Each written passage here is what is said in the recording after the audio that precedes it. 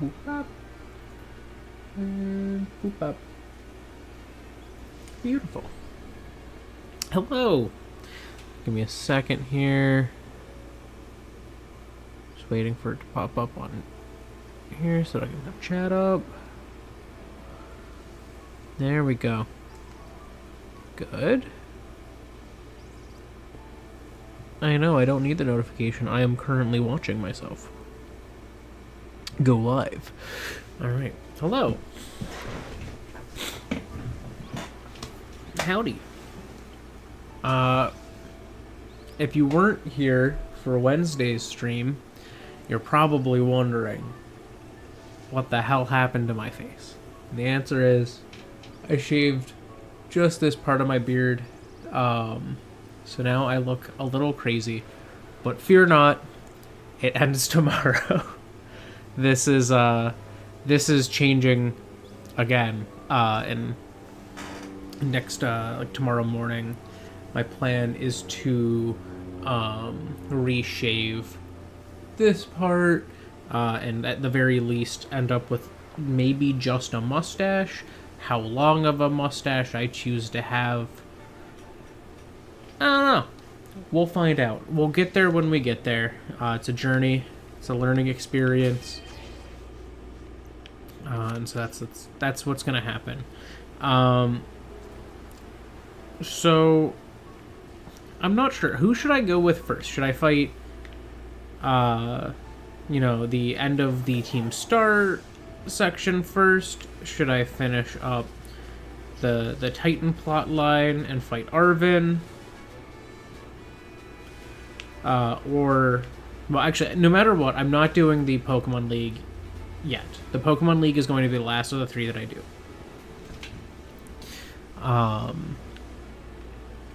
But yeah, the Pokemon League, I'm doing last. I just don't know which of the other 2 to do first.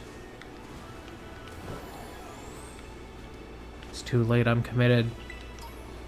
It's only going to be a week. That's the other thing. Well, it depends. It's going to be a week in that style, whatever style I pick. There is a non-zero chance that I pick, if I did a longer mustache, a like shorter mustache, like a more standard mustache as the second week. But within a month, there will be no more mustache. Like, hands down, that is a fact. I promise you that. I will eventually not have just a mustache.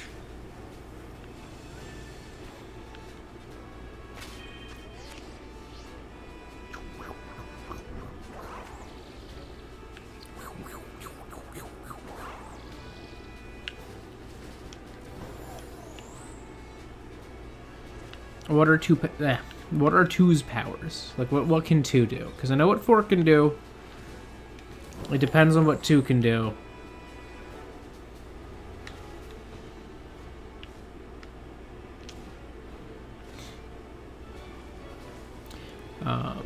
I'm gonna go with Arvin just because he's mildly closer. I feel like at the end of his plot line too, it's like, oh, we gotta go gather friends.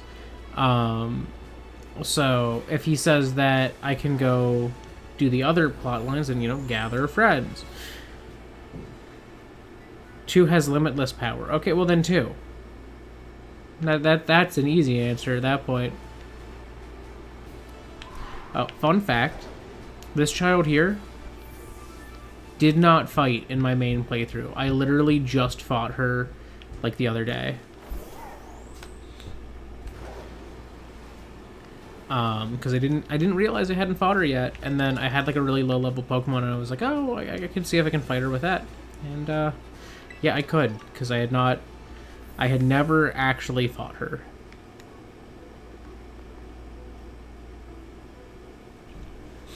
I wish like each of the lighthouses had some sort of like noteworthy feature, similar to how like this has plot relevance, but like, I don't know, like there's a lab connected to this lighthouse. Why are the other lighthouses just lighthouses? Like, why don't they have anything? I feel like they should have like a little something.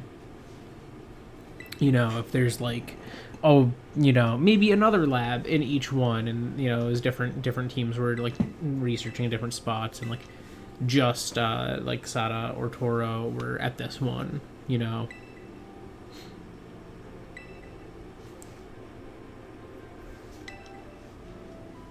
Yeah, your story is very sad, Arvin. No, his story is actually well written. His story is so good.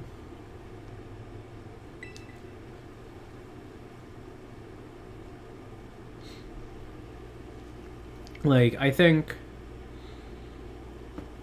genuinely, if like Scarlet and Violet sold well, you know, they're the second fastest selling games in the series after Sword and Shield, and that's just the power of being on the Switch. But I feel like if the game's presentation had been as good as its plot and its narrative structure, or maybe not necessarily the structure of the narrative, but like the overall plot, if the rest of the game had been as good, hands down, would have been the best selling, guaranteed. But here we are. I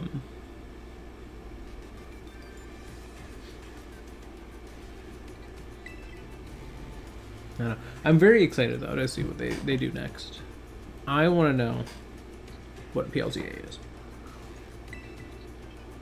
I'm really curious.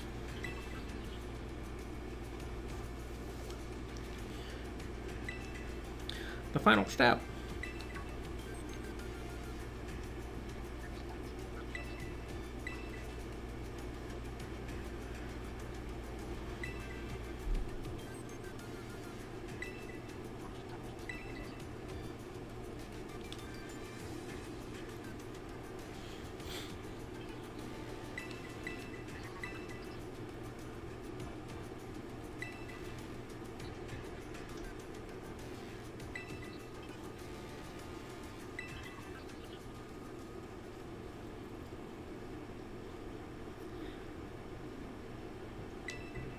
Yeah, I feel like warping reality is pretty powerful. I'm gonna say that sounds like a pretty strong power.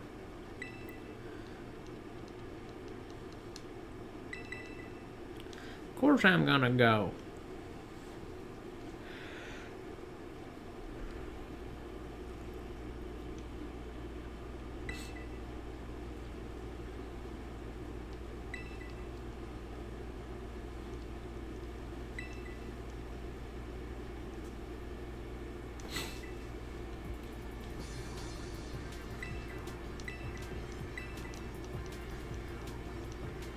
Bye, Arvin. Oh my god.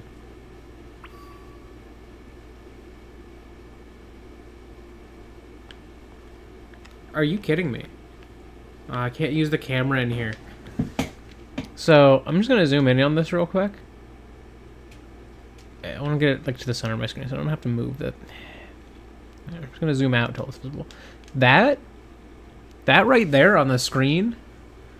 That is Terapagos itself. Like, that's what the little chunk that it goes dormant as when it tucks into its shell. That's what it looks like.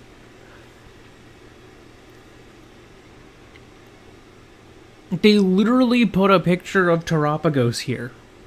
Which, like, they suggest in the Violet book, like, oh, pieces of its shell are used to make the Terra Orbs.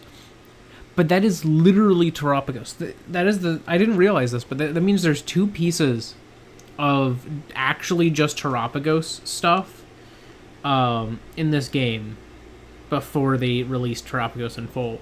Being that piece of its shell and its cry. Its cry is the sound that plays during terrestrialization as, like, the crystals grow. That's crazy. That they really just put a picture of it on screen just cause. I am ready for a battle.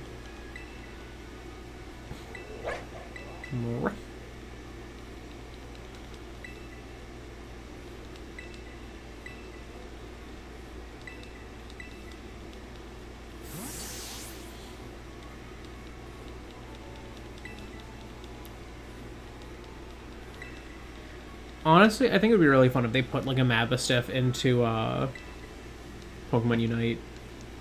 it is genuinely the biggest failing of Pokemon Unite, and I'm sure people would complain if they did this, but I think the biggest failing of it in my eyes is refusing to use Pokemon Unite for cross-promotion. The marketing potential of having a free-to-play game that can do cross-promotion just like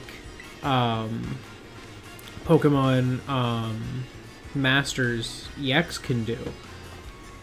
Alright, we're switching, because you are Venomoth, who is a low level.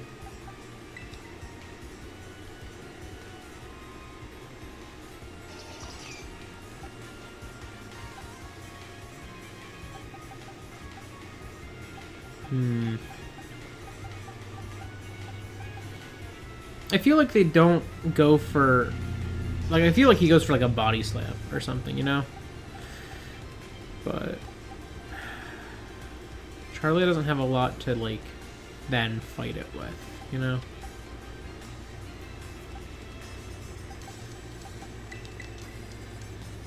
You were asking a very difficult question for me to answer. I am so bad at picking true favorites. Psychic Fangs. Okay, I guess that was super effective. I just didn't see that coming. Okay. We're gonna go for Earthquake. We're probably gonna outspeed. I don't know if this kills, but we are a higher level. It does not kills. Earthquake again. Okay. Wow. Hello. We're evenly matched, and now I'm actually in danger. He's probably gonna Earthquake again. So I'm gonna switch to Venus. Oh wait, Venus changed forms because we are not in an area that has no... Hold on, is the Spring? Spring. Venus has switched to Spring. Spring, Sawsbuck. Here we are. Oop.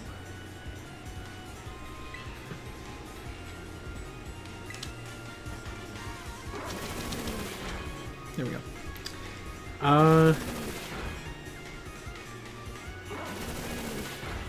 Nice. I'm still trying to think of what my favorite show is. I'm so bad at picking, like, true favorites because I always get so caught up in, like, wow, but I like these things about equally. So I always, like, wind up getting stumped because I'm, like, going, like, oh, well, I really like this, too.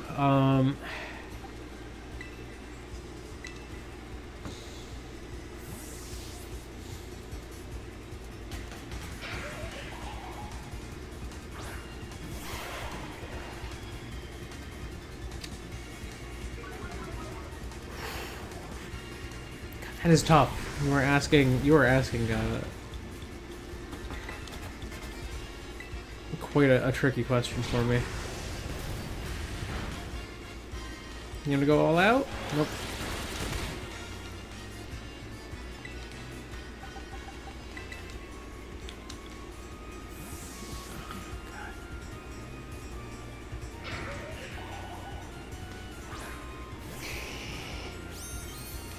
I mean, I could tell you that, like, my favorite anime is probably between Attack on Titan and My Hero Academia. I'm not caught up on My Hero, but it's probably my favorite shonen. Like, I can narrow things down like that. I'm a really big fan of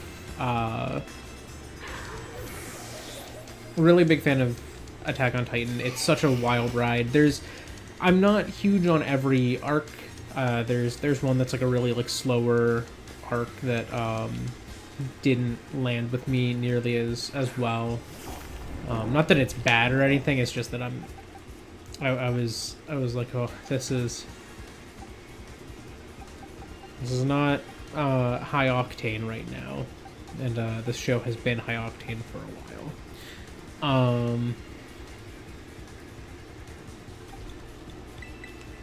Switch back to Venus. I don't know. It's God, what else do I... What are some of my favorites? think I can kill with Bullet Seed, even though this thing's bulky. Ooh, maybe I can't. Can I get a crit and then hit 5 times? Please? Please hit 5? Please? And crit on the last one? That wasn't even a crit, that was just a high roll. Okay, huge.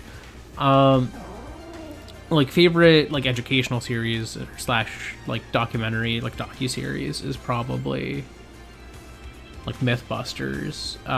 Favorite live-action series is probably the original Walking Dead,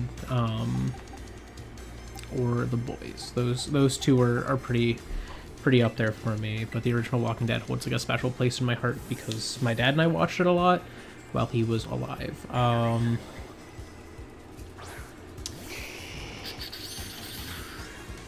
Yeah, I'm just a very indecisive person. Which is why I had to make a whole Pokemon tier list so that I could answer for people what my actual favorite Pokemon is. Because everyone wants to know, and I would just sit there and be like, oh, I don't know.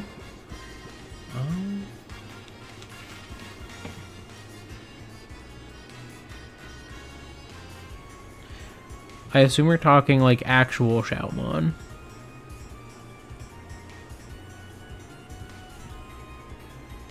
Oh, he's a good little guy. I like him.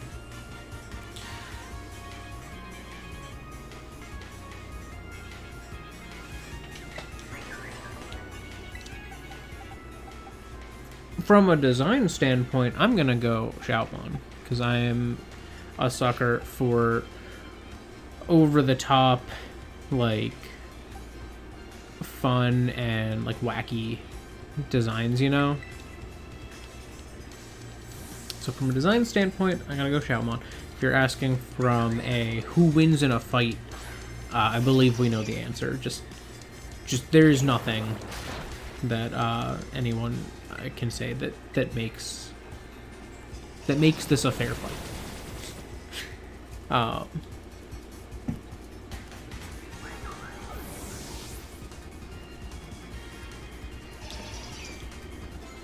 Oh, I have an interesting niche answer to favorite shows. My favorite show from the MCU specifically is Moon Knight. And that's an interesting take because nobody likes Moon Knight. I am, like, one of the only people who's, like, a huge fan of Moon Knight. I'm hoping this does not go poorly for me. Oh, huge.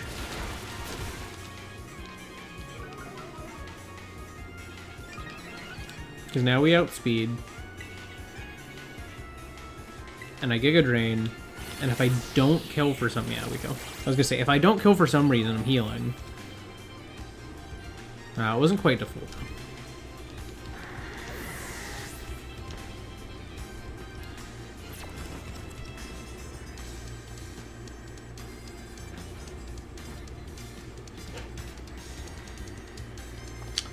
Considering that that's his ace.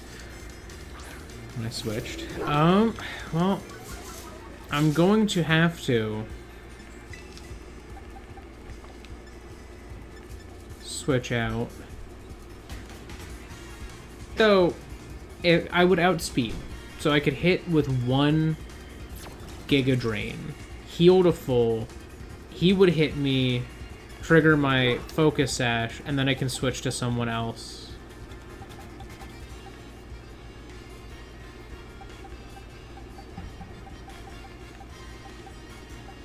To take the second crunch. Like, Clodsire would tank that crunch. So I think I'm gonna start by just Giga Draining this turn. I guarantee he's gonna crunch me. I'll survive it.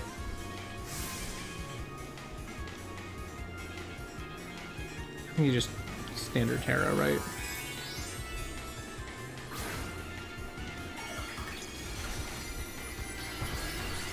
Yeah. Yeah. Broke the ground a little bit. My guy. I don't know how you manage that. Alright.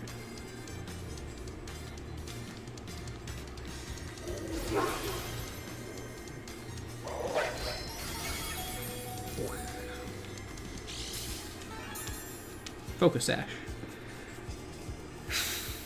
That said, I am less certain that Clodsire tanks the hit now.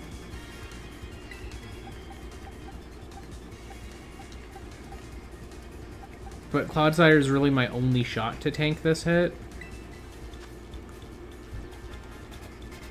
Oh, defense is not its strong suit. I forgot that it was a special defense tank. Ooh. Hydrapple might tank this hit. They have the same current hit points, but Hydrapple has more defense. So I'm going to swap into Hydrapple. And then my plan is to toss a healing item. Please don't die. You're like 10 levels higher. Alright, that panned out perfectly, because Clodsire would have died there. That would have been a death. I didn't find this max potion on the ground for nothing.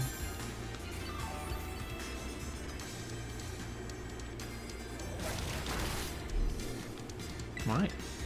I guess he just didn't... I guess it was just like, oh, this will... Oh my god, that scared me. I would probably have tanked it, but that did scare me.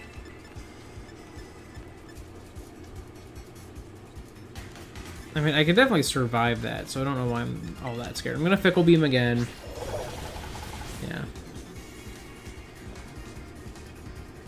Going all out? Really? Okay. Just drop the nuke to finish.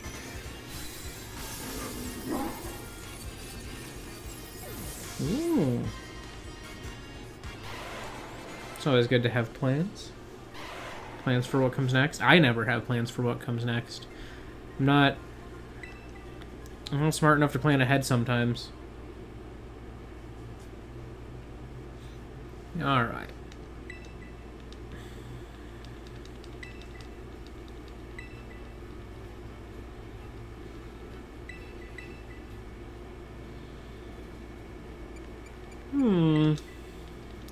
Maybe Nimona.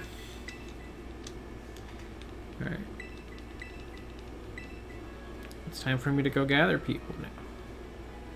Actually, I guess he's gathering people. But that's one path complete.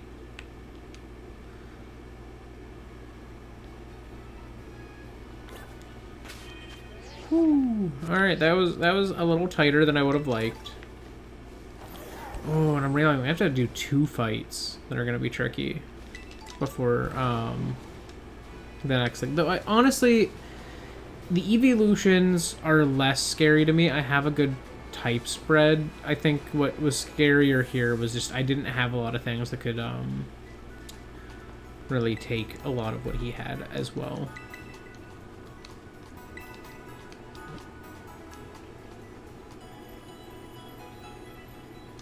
I'm also pretty sure that he had higher levels than the Elite Four. So I'm wondering if he's supposed to technically be last, and I should have done the Elite Four like first. I don't know. It is what it is.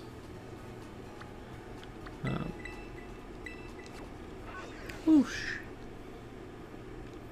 A Wonderlocke is taking the rules of a Nuzlocke, you know, like permadeath. In this case, I'm using some like custom rules and stuff, like, oh, I can't buy items and whatnot other than Pokeballs, so if I have a healing item, it has to have come from the ground. I can only heal in battle, stuff like that. Those types of mechanics are more like Nuzlocke ones. Wonderlocks are a specific type of Nuzlocke where you, instead of catching the first Pokemon you encounter on a route or in an area, you catch something and you immediately Wonder Trade it away, or as they currently call them, surprise trades. So everything I have was sent from a randomized trading system. So you get a lot of like random hacked mons that I'm not using, like pokevend.com here and pkm.gg, since they're both level 100s. But you also get ones like monforge.net here that came as level 1s. This Riolu HQ came as a level 5.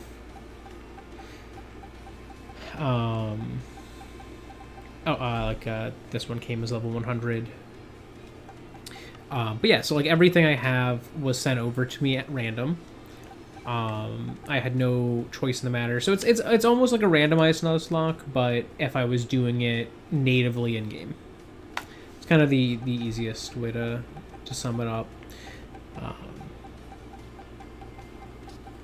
This I feel like has not been my most exciting Wonderlocke, and I think part of that is that it seems like hacked mons are a lot more common this gen than I feel like they were in Sword and Shield when I did a Wonderlocke there. I don't remember running into a lot of hacked mons.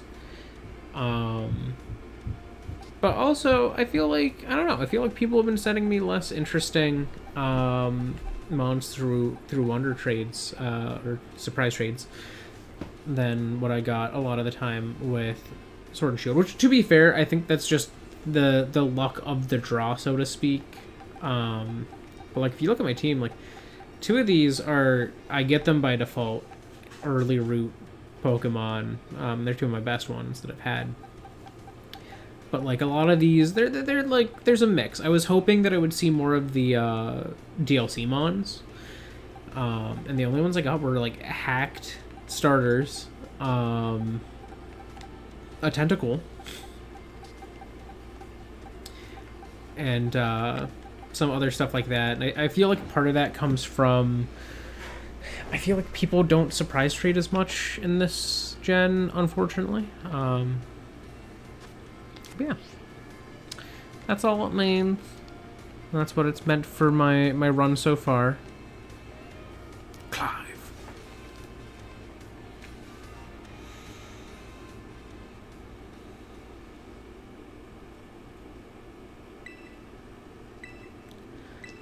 That's right, they're part of the Empire from Star Wars.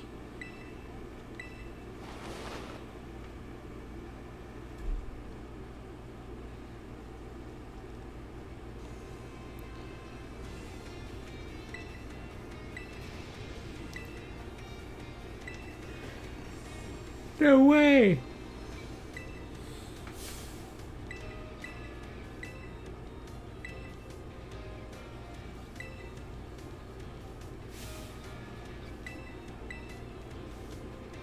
Fight me!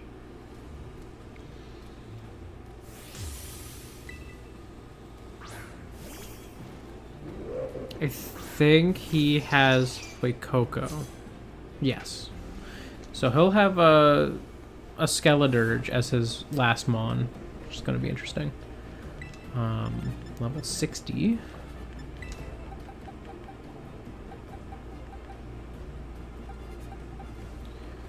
Psychic type.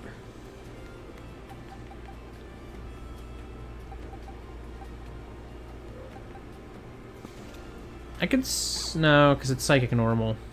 Ooh, that's trickier. Clodsire has Megahorn, but I don't want to send Clodsire in. Venomoth is Terra Electric, but that's not going to benefit me much here. It would just mean that I don't like die as easily to psychic move. So I guess, honestly, I feel like Venus keeps being like one of my ideal swaps. Gotta say, was not expecting Sawsbuck to come in so clutch. Well, okay, that's a little annoying.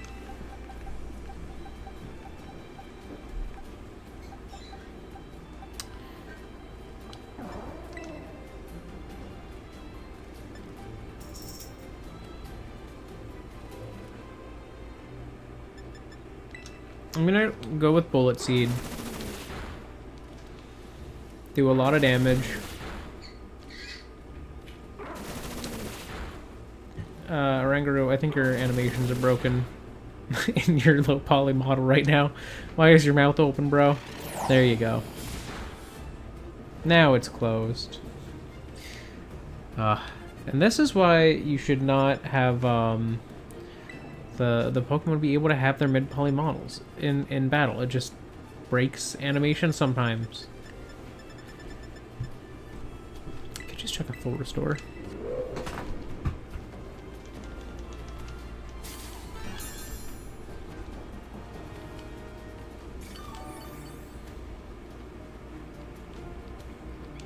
And the mouth is open again. Bro. There you go. I really like Oranguru. It's a fun design. I don't like that its shiny is so similar, though. I feel like a lot of Sun and Moon shinies were kind of mid. Mid to bad.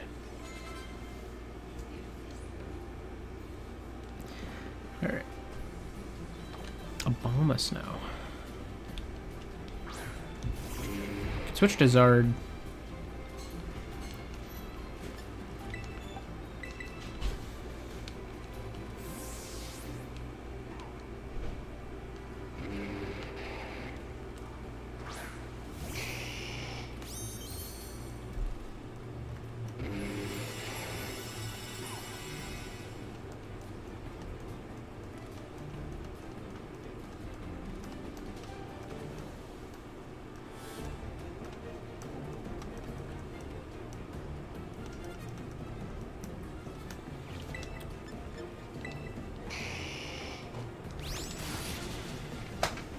I'm not sure.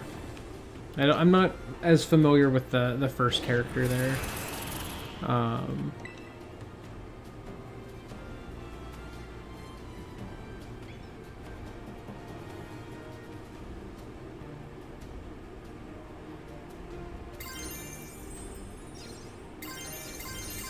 Do I do it and guarantee the kill?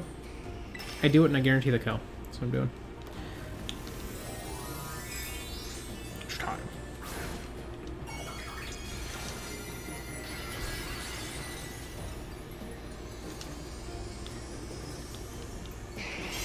I don't know if I've terrestrialized my Zard, honestly. Monforge I don't think is terrestrialized as a Charizard yet. Just, like, all of it? Like, just Minecraft? How do you destroy Minecraft?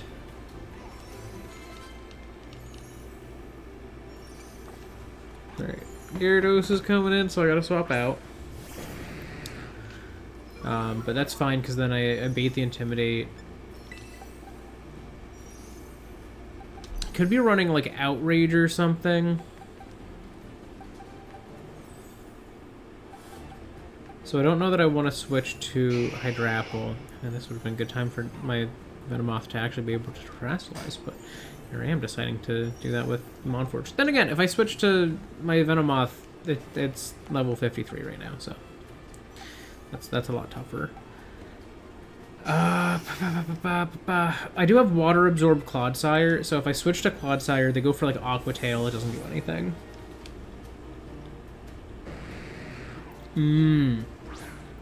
Well, if you have the powers of creative mode, you can't die. So I want to say that is an advantage in combat in general. Here, I'm going to set up spikes, like toxic spikes. I'm going to set up a single stack because while toxic damage is more useful in the long run, I think it's still nice to have normal poison damage.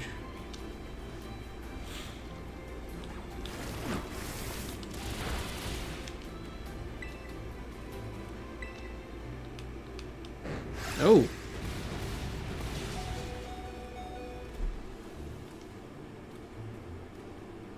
Clodsire! Let's go! I can't believe he survived out of love. Alright, well they're probably going to try to hit me with that again, I want to say. So if they go for Earthquake again, and I have Venus in... Venus doesn't take as much. The critical hit from Earthquake was not what I was expecting. Oh, they went for Crunch. Honestly, they did some really unpredictable like move choices for the harder trainers in this game. Like, they switched to a move that they know would do less damage, because he's at 1 HP. Like, why would I be worried about using like something that's going to do a ton of damage when I could just do a little damage and get the kill? And then if they switch, I have the advantage as well from that. I hope this is weak armor. Ooh, buddy, you're going down.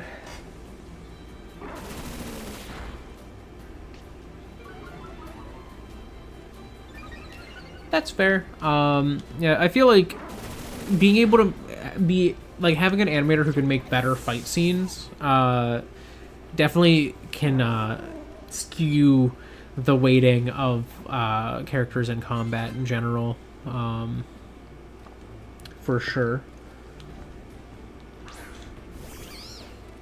I think Has-Been's fight scenes were okay. I feel like a lot of Western animators don't tend to do as good of a job with fight scenes. Like this, I guarantee this is going to be sacrilege because I do like this show, but I disagree with the general take that a lot of fans of it have, and think that a specific design choice was just not good.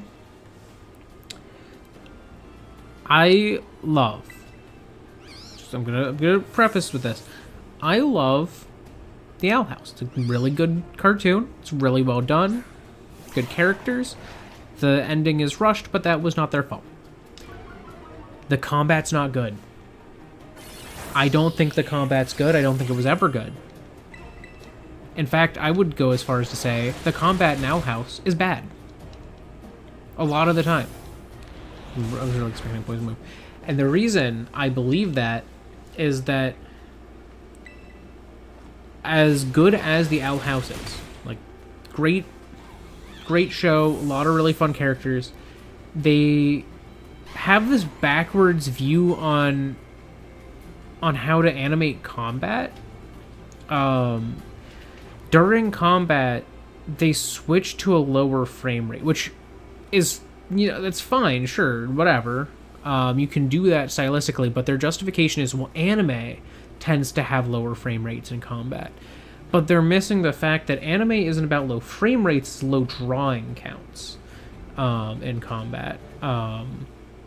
Anime doesn't necessarily drop to a really low frame rate, and they also don't do it in a way that makes it feel less smooth. It feels just as smooth, and I feel like Owl House's combat, they didn't let it be smooth. They just let it be like kind of clunky and stuttery at times, and it just didn't work as well. It's like the shortcoming of a lot of 3D anime and stuff like that is kind of similar. Like they try to... I wonder if this will work. I think I can take at least one hit from this thing. Well, it's Terrifier.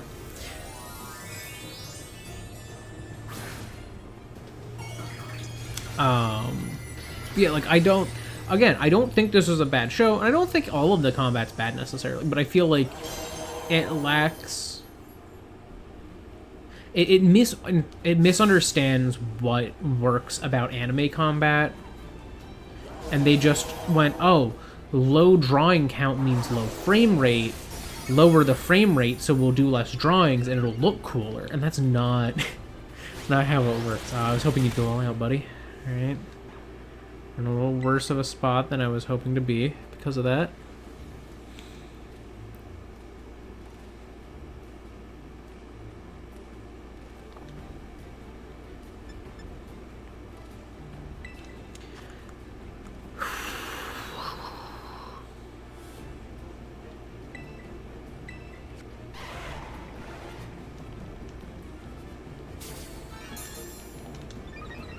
Okay, we're gonna do this. This torch gun's gonna do less than the first. We'll heal.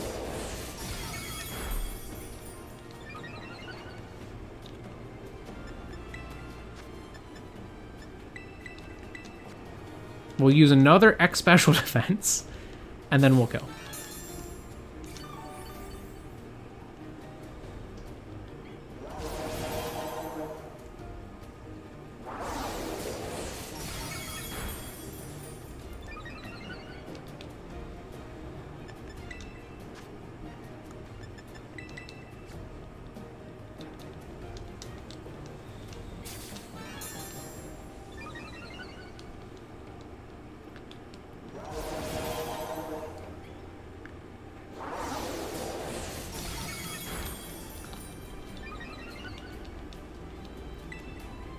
Okay.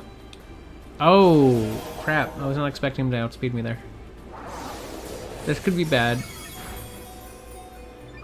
If I don't kill with this hit, this is very bad. Okay, we're good. And we were pushing it with some of these fights.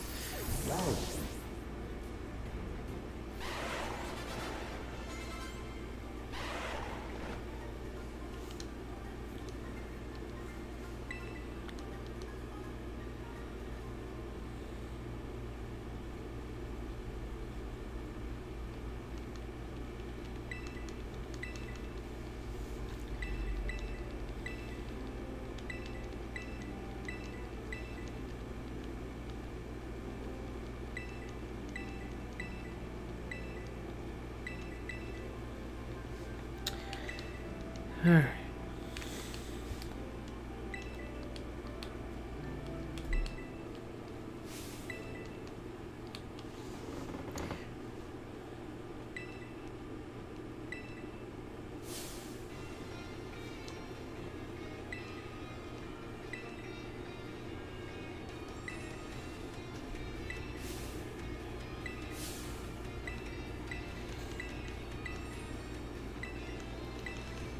Alright, well, he gets to be in trouble.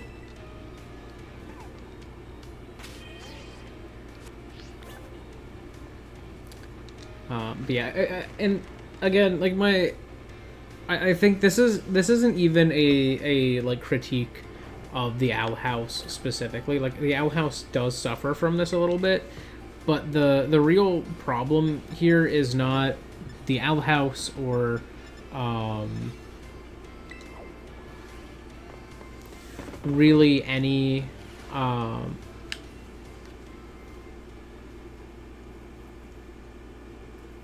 one animation team's fault, you know.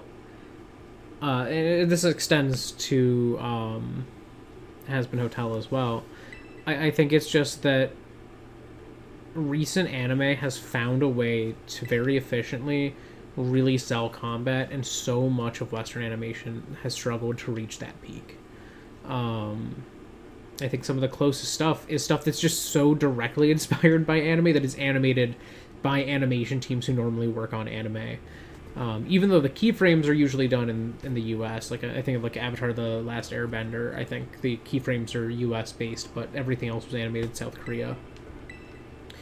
And similar stuff went on with Legend of Korra, and it's like their combat very good, but they're so heavily inspired by anime, and they're animated by studios who normally do anime for like all of their like in-betweens.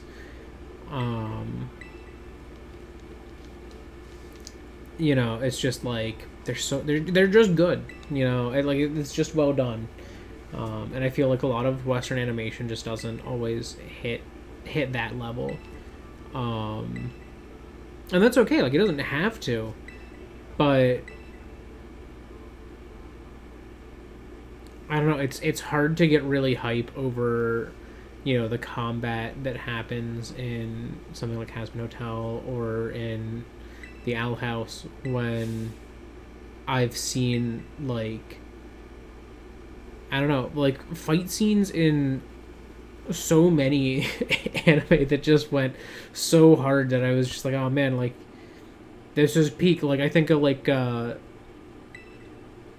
My Hero Academia Deku versus Shoto Todoroki is one of my favorite like fight scenes in all of animation. The way they animate like Shoto's fire is so cool. It's just well done. Like it is genuine, like just peak anime right there.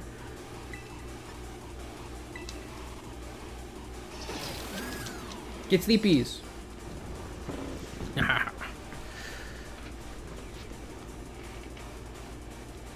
I don't think that's true. I think it's a complex. It is a complex issue, but I think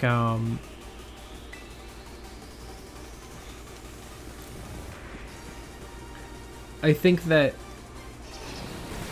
we just more recently have had a big hot streak of scandals with animators, and I really think that's kind of most of it. You know, like the Mighty Magiswords guy, you know, Vivsy Pops dealt with some you know, backlash and some, you know, people who aren't huge fans. So it's like that happens with any medium, and I think that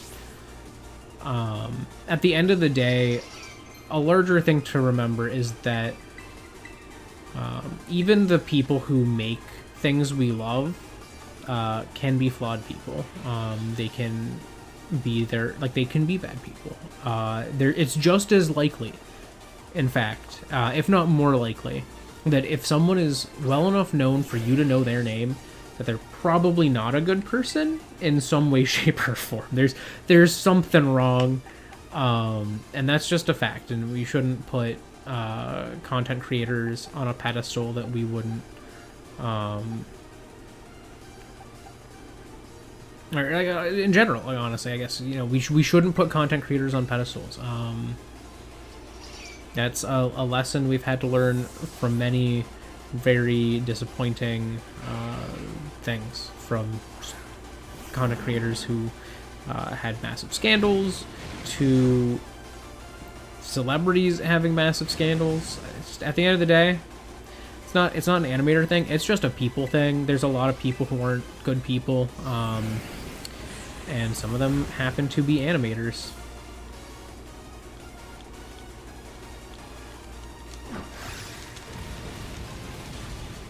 I hope she sends in Vaporeon. Also, hi, Baby Mario. You came in at a heavy topic of conversation. Vaporeon, yes. Yes, okay. So there's a very good chance that I get at least one time where they're going to try to hit me with like a water type move. Yes. Miss? I was going to say, if they missed with this, I would have had 2 turns to use Earthquake, but now I just have this one. Okay, next hit's probably going to be Ice type. That's my guess.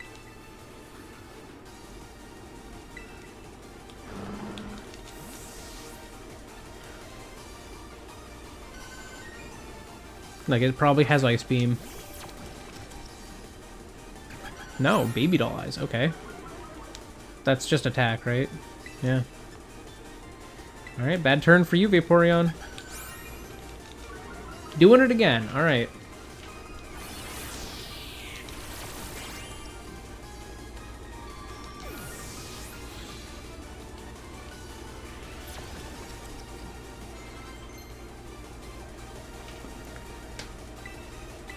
No, Charlie, you're not learning Curse.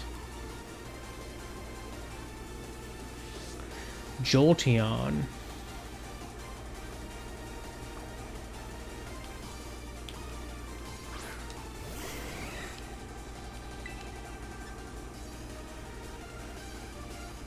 I think there's Espeon and Sylveon left.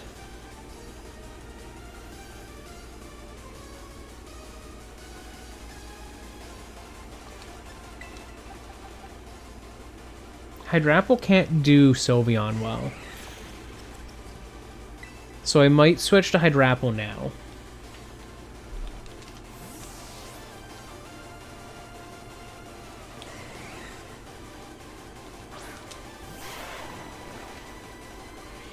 take whatever electric hit they've got.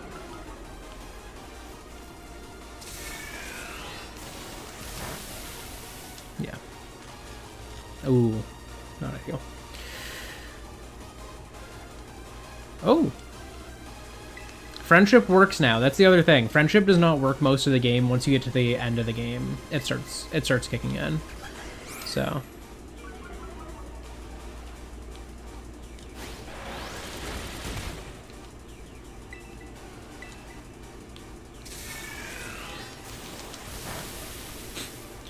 Ew. Wow, paralyzed me again. Dang.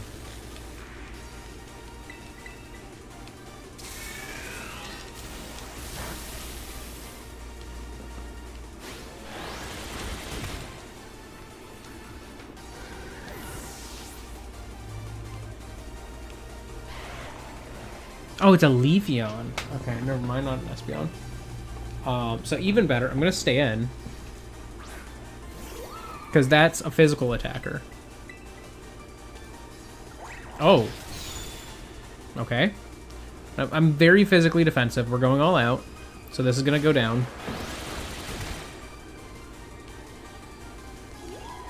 Sylveon is a problem for Hydrapple. But there are other members on the team that can take it.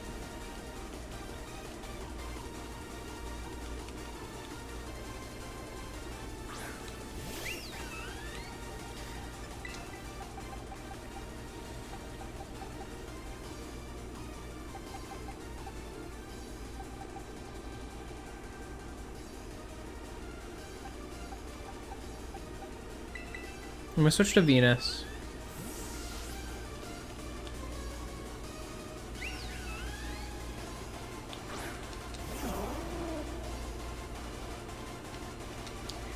Okay, you're gonna terrestrialize, that's okay.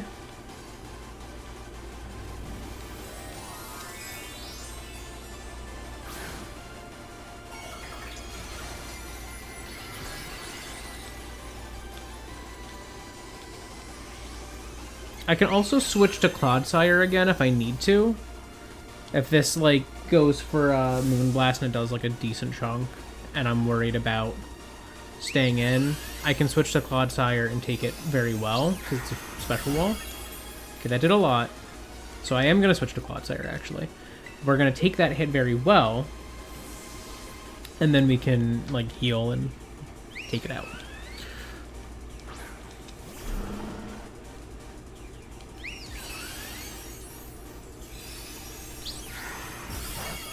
Yeah. Like, I might not even need to heal, but I'm gonna do it just in case. I'm not gonna use a max potion, I'm just gonna toss a hyper potion. Because if it's not necessary, great. Okay, she still used Moonblast, so she doesn't have, like, a psychic move on this thing to really threaten me with, so I'm gonna just Poison Jab. I don't care, I have Poison Jab.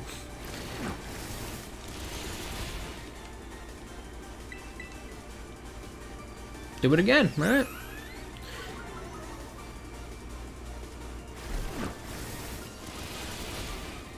Poison it? No. It's fine. But yeah, to wrap up what I was saying earlier though, like, it's not good to put anyone on a pedestal, because one, everyone is either doing something bad now, has done something bad in the past, or will do something bad. That's just a matter of life. Very few people are entirely unproblematic, to put it most simply. Ooh. I don't want it though. I should give my Zards another move.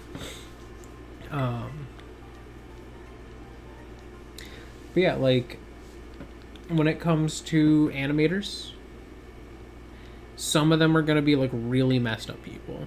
Some of them are going to be really chill people. And that's just because humans are humans. If you have a large enough pool of any humans, you're going to run into people who are bad people. I have had viewers who were definitively bad people. Specifically, I had one who I didn't know this immediately, and it took me like multiple streams to realize this. Bro was a neo-Nazi. Like, straight up 1000%. I'd been wondering, I'm like, what is going on in this guy's profile picture? And there was just a swastika in the background of it, and I went, ah! Like, I just hadn't looked. So I had to... I was like, I'm cutting this off right now. This is not happening. I muted that person on the channel. Like, I blocked them from speaking on the channel because I don't support that. Believe it or not, I think that's actually very bad. I know, hot take. I was not a fan. I was very upset. And this was while I was in college still. I was like, maybe like going into my sophomore year of college. It was like, it was crazy. And my response was not 100% ideal. I'm not always good at like confronting people. So he later popped into chat with an alt account and was like, hey, my messages aren't showing up. But basically said like, oh, my friend's messages aren't showing up. And I was like, huh, that's weird.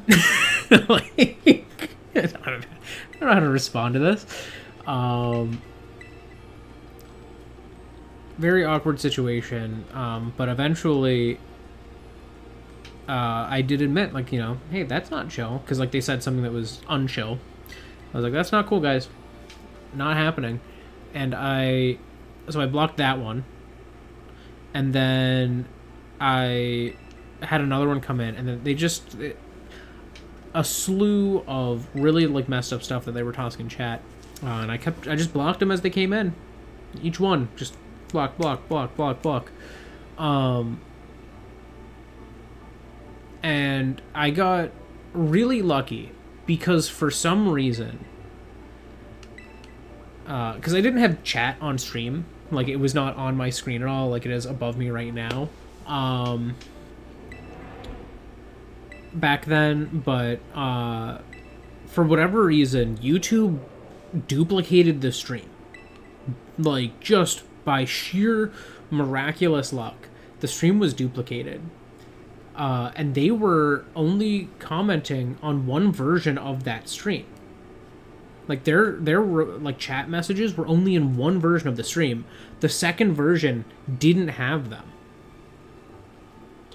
So I was able to preserve the stream effectively with none of those things. And to be fair, I think by blocking them, like those messages would not have shown.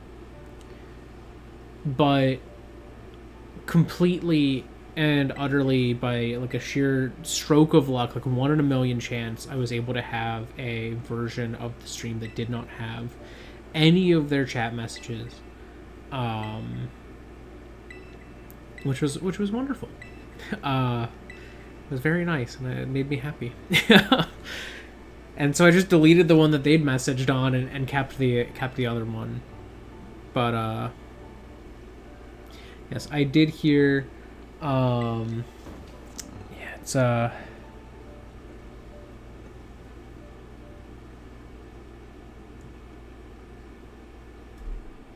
yeah, Susan Wojcicki?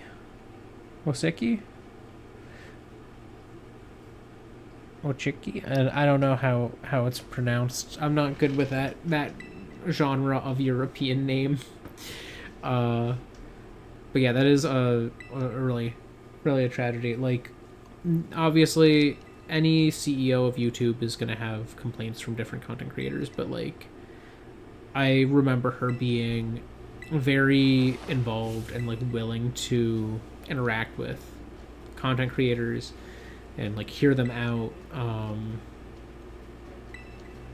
So like her passing is really tragic, and yeah, cancer, it sucks.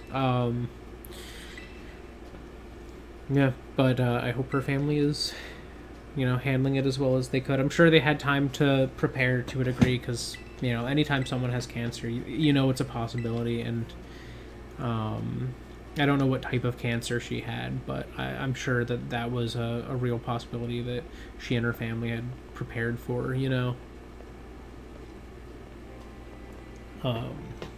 It's sad, but yeah, it is at the end of the day. It is what it is. There's no beating around the bush. Cancer sucks. I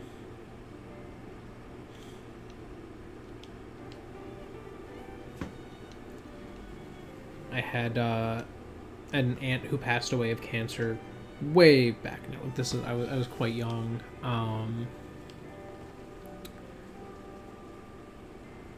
I've had like a number of family members who have had cancer more recently in life, like in my life more recently, and like when I was a kid,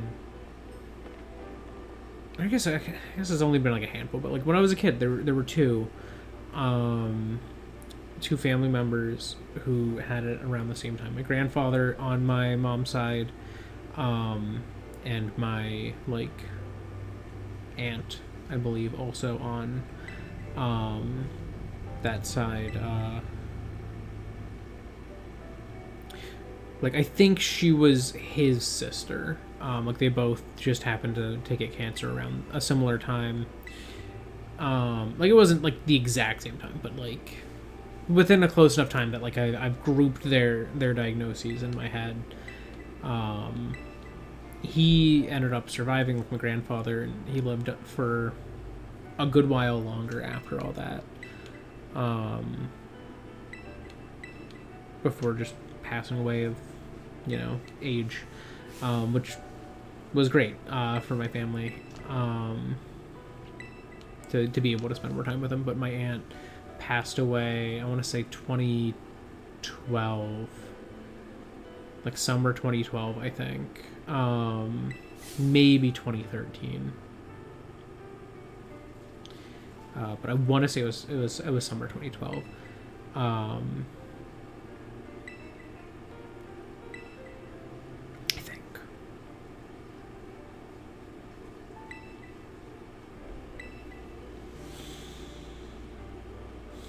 Right? No, maybe it was.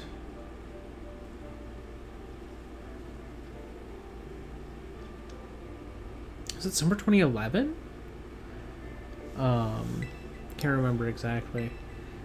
I know it was before my parents separated, so I want to say it was summer 2011, because I don't think it was after my mom had already started the job that she had like right before they separated. Learning a lot of lore about me today. But yeah, no, it was tough to see her like get that sick, yeah,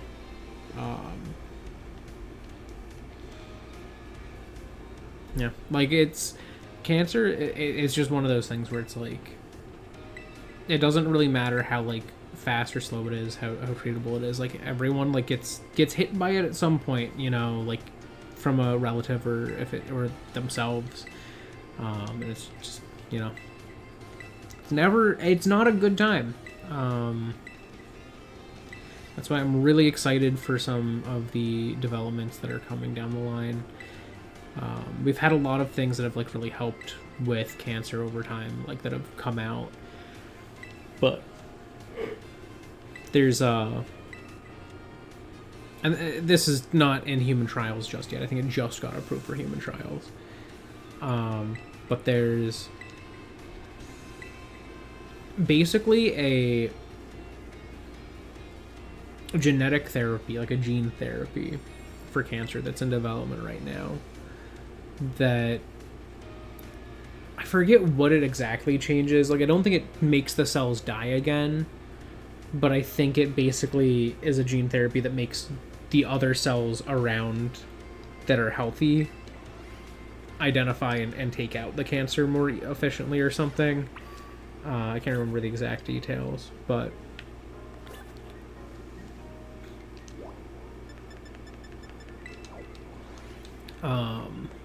genuinely a like massive step forward if it works well in humans.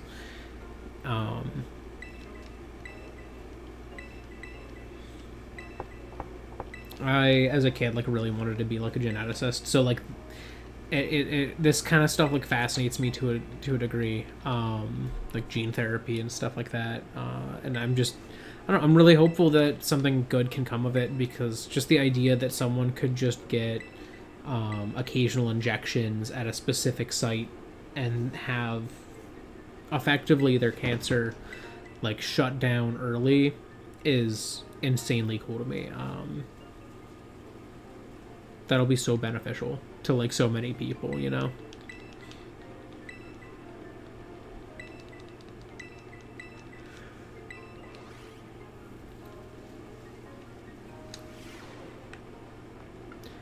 Anyways,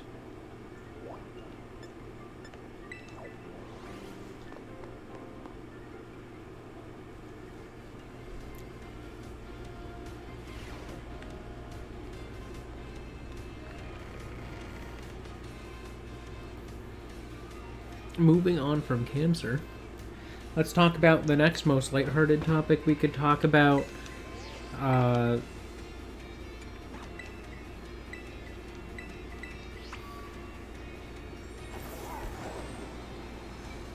don't know. I couldn't think of a heavier topic or or another like heavy topic in time. Well, hi, Penny. I found you.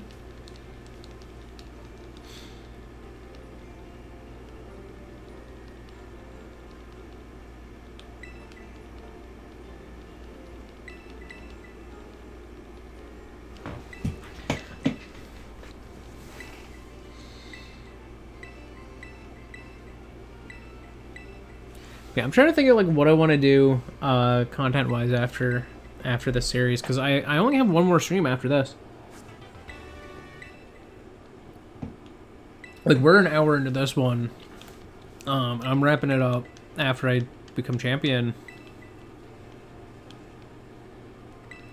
Then we're doing the Area Zero stuff, which is like about an hour on its own, and then I'm gonna kind of like wrap up. That's gonna be the stream next Saturday, but like that's it. There's like a week of this. There's a week of this left, which is crazy.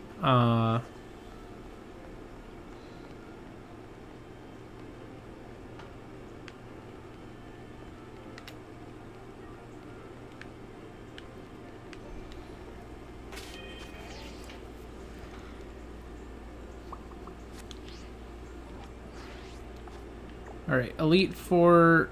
I just go, I think, up to the corner here.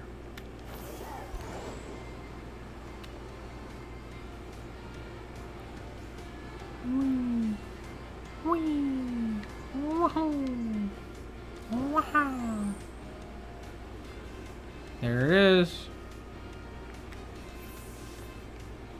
I like that you enter through this cave and then they just like cut through it. I'm like, this should have been Victory Road. Like, they've got this big gate out front and it doesn't do anything. Like, it's just a gate. You get here and the Pokemon are like level 10. There's like a trainer over there that has like a level 11. Like, it's just nothing here is like a high level. Like, it's meant for you to see this place early on in the game while you're just like exploring and stuff. And it's like, I don't know, I just think it's like a little silly, because it's like, I feel like this area should have high level trainers, high level Pokemon. You know, it's the lead up to the Elite Four. Like, why wouldn't you have high level stuff?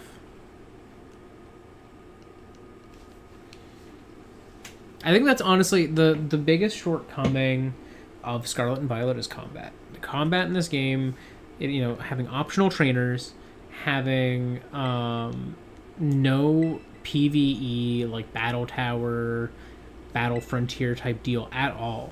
That's crazy to me.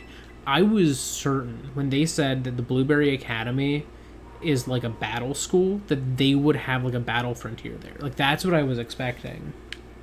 Or that the Pokemon League there would be more than just, for Elite Four members.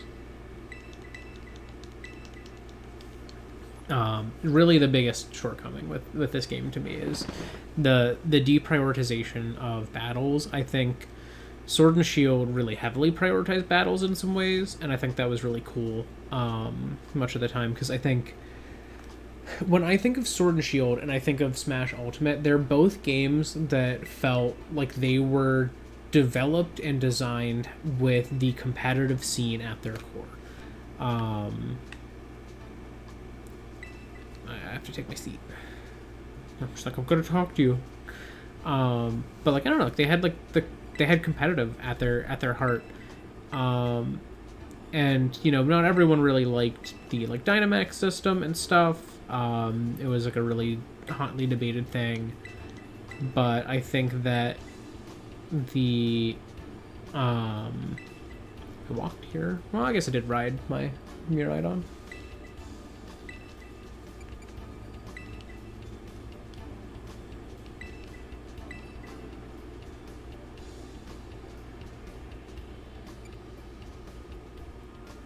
Just for fun, I guess.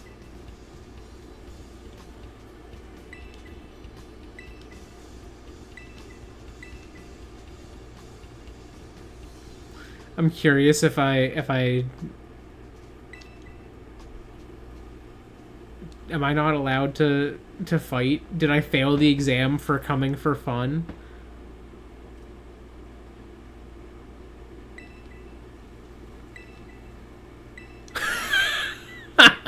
I didn't know you could even fail that. Oh my god, that's funny. That's funny. You really have to say you're here to become a champion. Like I could have understood like the Pokemon battle going and being like, oh, I wanna catch Pokemon. I'm here to catch Pokemon. Being like a fail condition. But oh my god. I was genuinely not expecting to be told that I'd done that wrong.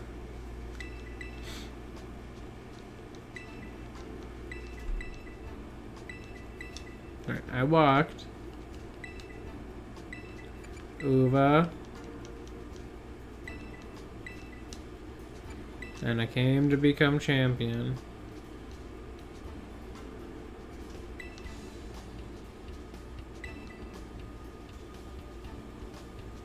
Yeah, because she cut me off early. I want to become even stronger.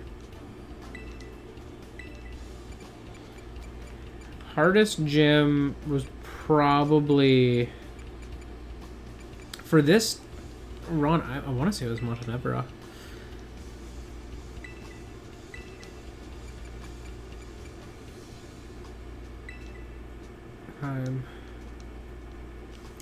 But yeah, I don't know, like, I feel like Sword and Shield, they really emphasized having really cool like attack animations, over the top stuff, like a good clean aesthetic that would work well hand in hand with like overlays for streams. Like easily it was, I chose the grass cat and then I got rid of it.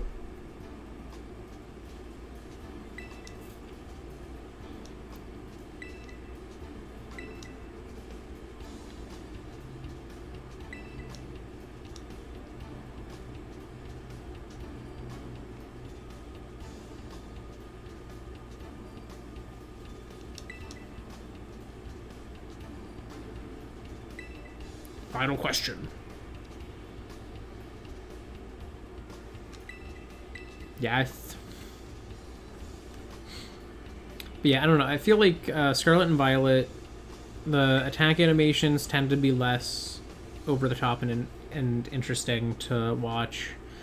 The fact that, especially during doubles, which is what VGC uses, low poly models can just be present in high level battles between players. I don't think that should ever happen. I think that hands down is like the biggest failing of this game from a visual standpoint, is the fact that I can have a low poly or the medium, like the first like level of detail drop, or even the second, show up in combat ever at all is a travesty. Like, period, end of discussion. You cannot convince me that that is okay in any way, shape, or form.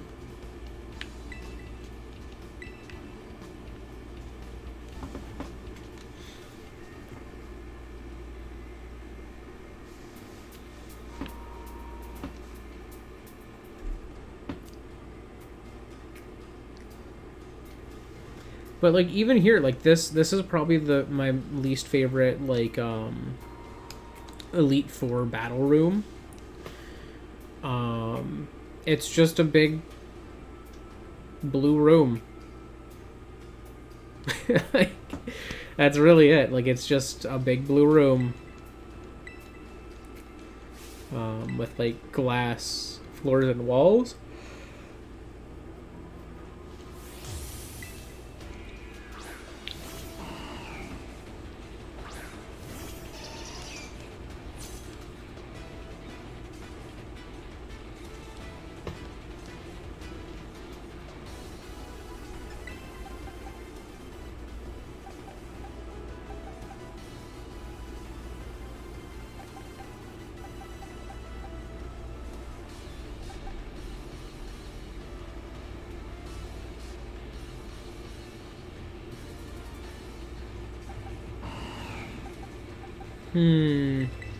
I'm gonna switch to Venus. I always say that. I always switch to Venus. But, like, why wouldn't I? Future Sight on a Whiscash? Oh. And oh, there we go. Your mouth fixed. See? Mid-poly model. Broke the animation. The mouths don't like to move as well on the low and mid poly models. I don't know why. But it's a shame, because it makes the presentation look not good.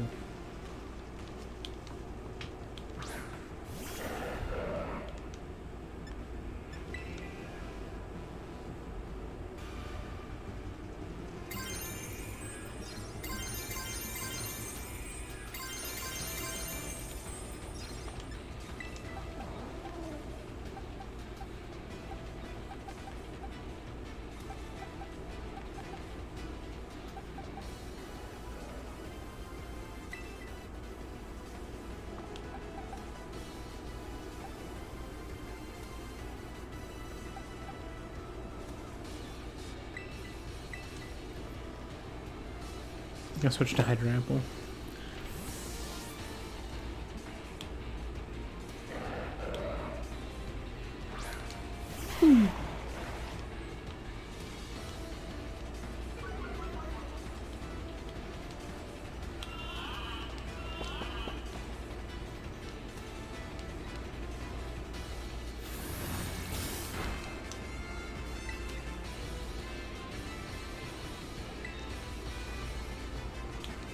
Going all out, I see.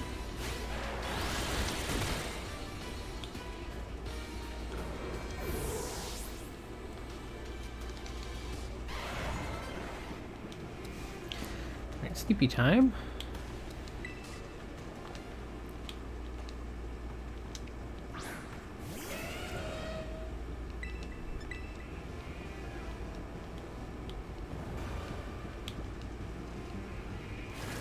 Oh! Didn't know you even got that.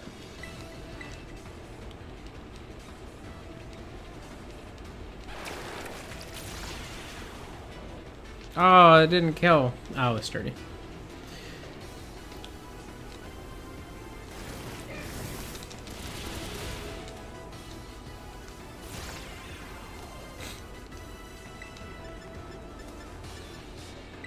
Well, I know it has 1 HP.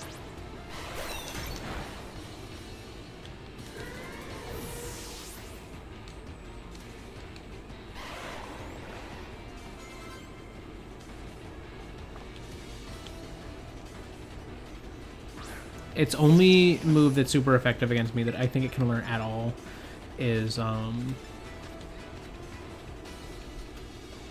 Aerial Ace.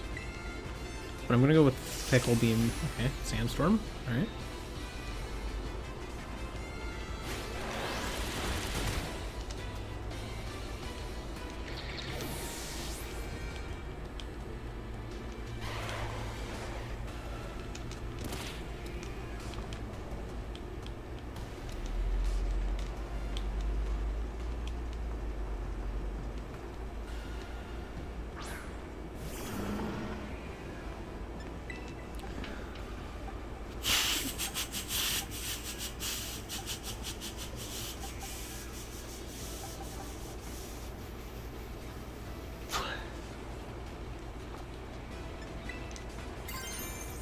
If they try to use a poison move, it won't kill me here, and then I can Pickle Beam.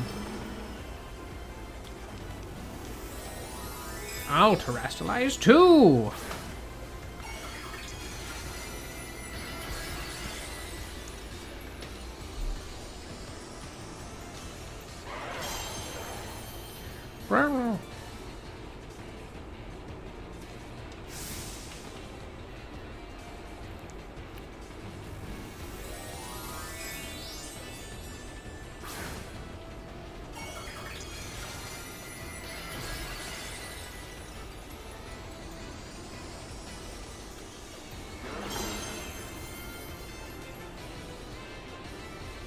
Are we going all out for this? Oh my god.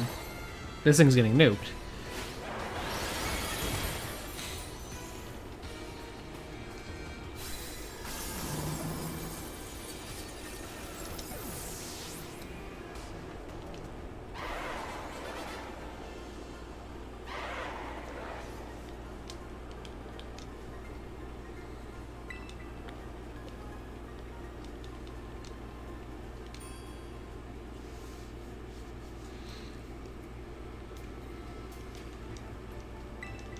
Alright, next we have Steel.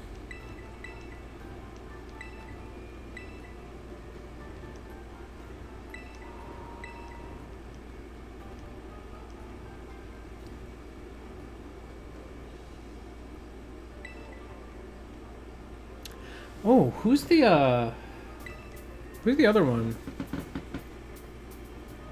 Oh, okay, never mind. I remember now. I was like, I know that there's Poppy. I know that there's the dragon guy. Who's the? I forgot. It was Larry.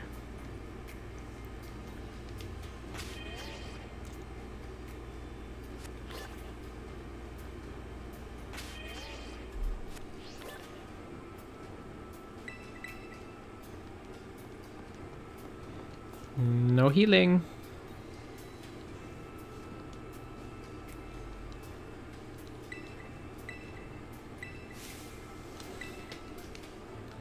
Here they come.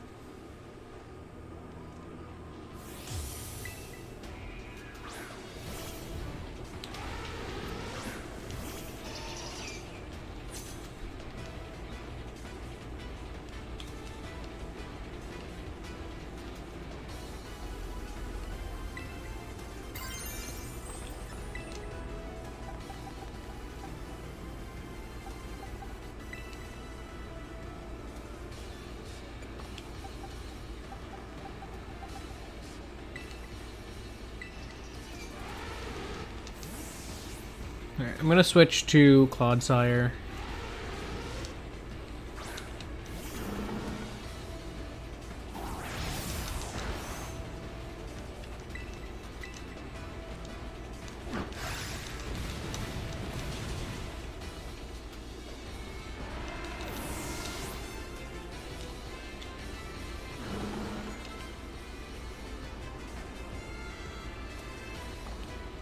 If I had to guess, this is a Levitate one, and that's why she's bringing it in. But it's possible that it's just that it's Psychic.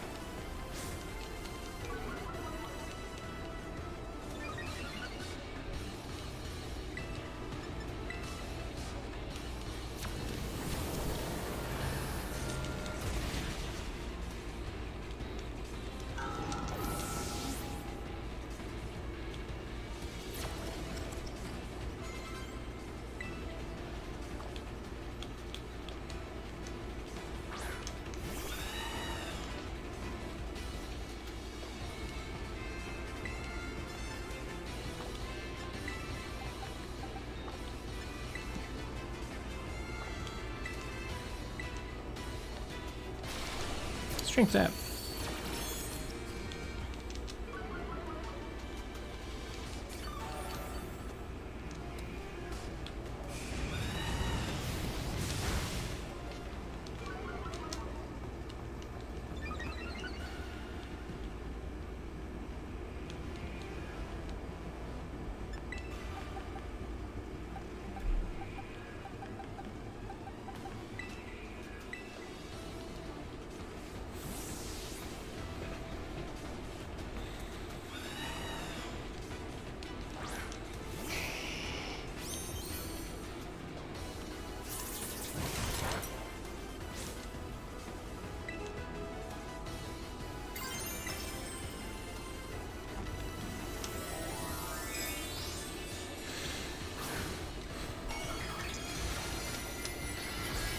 Need to get a little more damage out of this because thing's physical wall.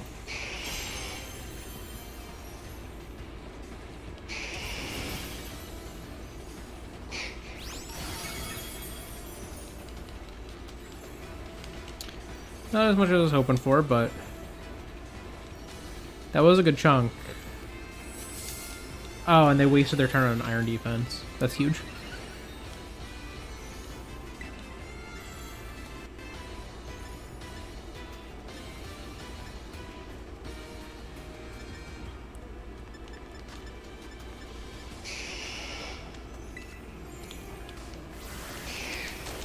I was hoping that would just kill. Its health was low. Well, it's paralyzed. My health is full. You gonna stay paralyzed? No, body press. Rude.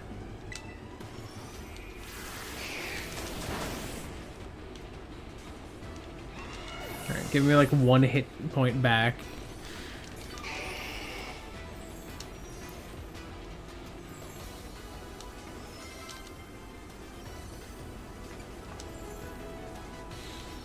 This would have been scarier,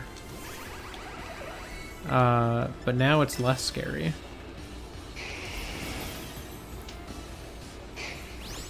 No, you're fine.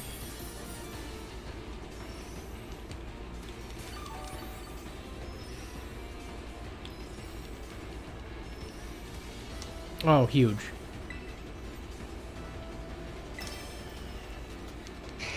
I need to hit with the Fire Fang again.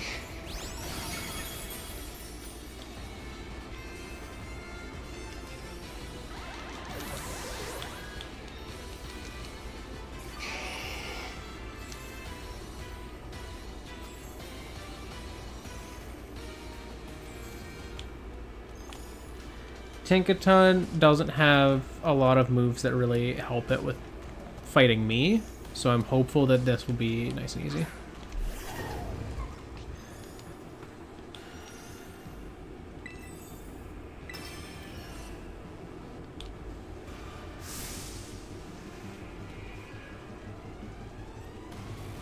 Because like if it tries to hit me with a fairy move, not very effective. Hit me with a steel move, not very effective. It has to have like Earthquake on it to really be able to do much to me, and I'm not convinced that it will.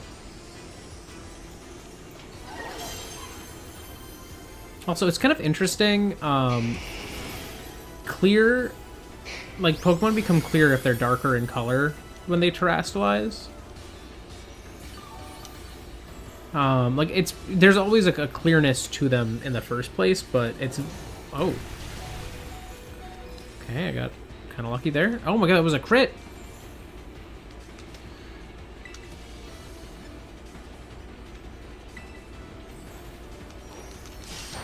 Kills.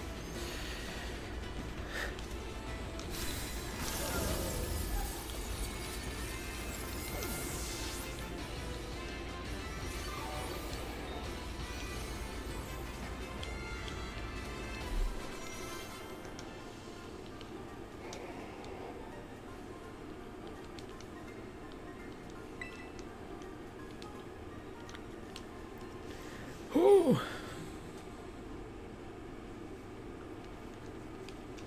2 down.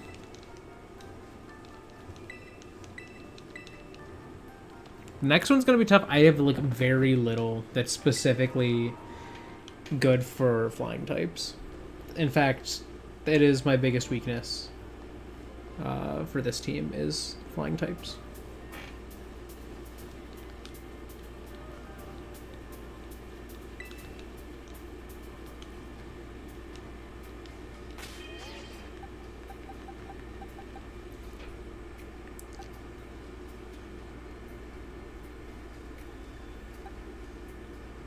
Venomoth can terrestrialize to be electric, though. Do I have any healing berries?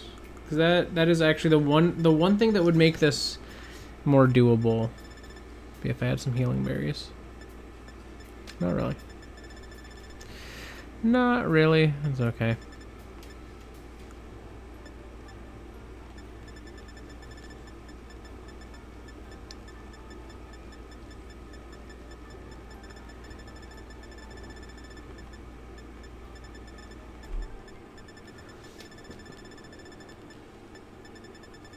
What's the move that is new? Where's my new move? Oh, Magical Leaf. I passed it up like 3 times. Okay. Just getting rid of these dots because they annoy me.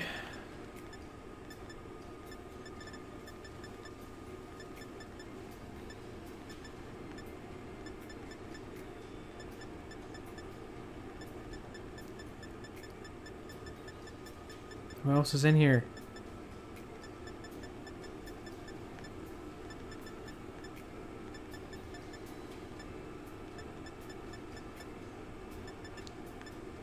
There we go. Boop, bop.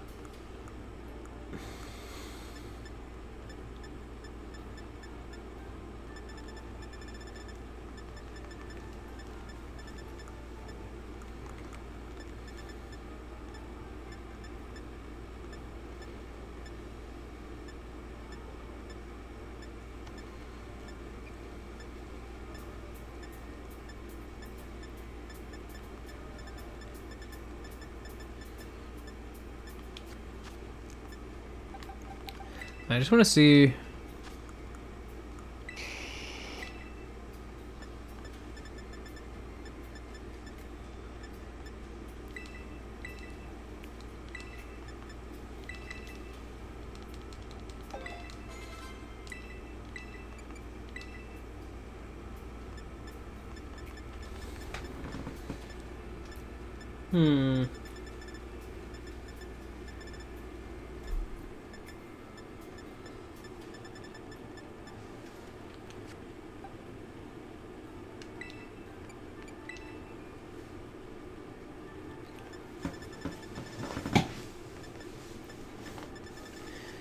Not much that helps me against this team.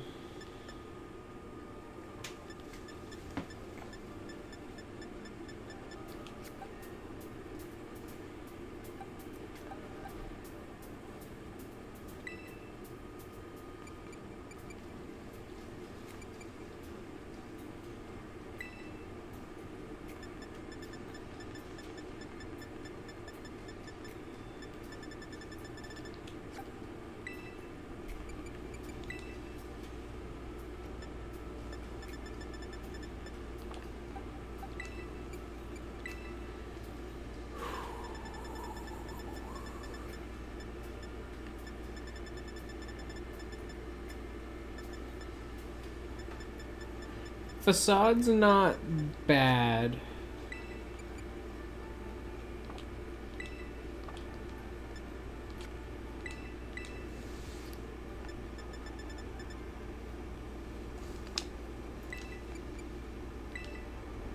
As a replacement for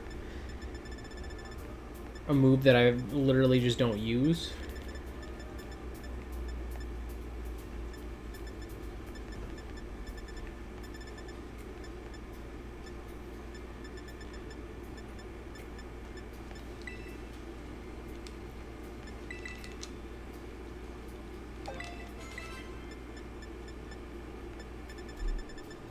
Why does he learn dig?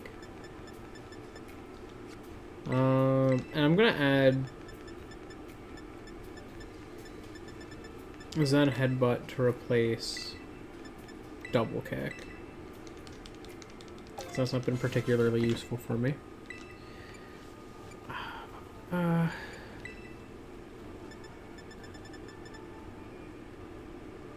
Do I replace Sleep Powder with Quiver Dance? I want to say I do. Especially for this fight.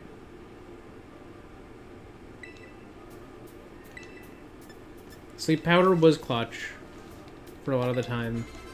With this fight, I think I need to lean into Quiver Dance.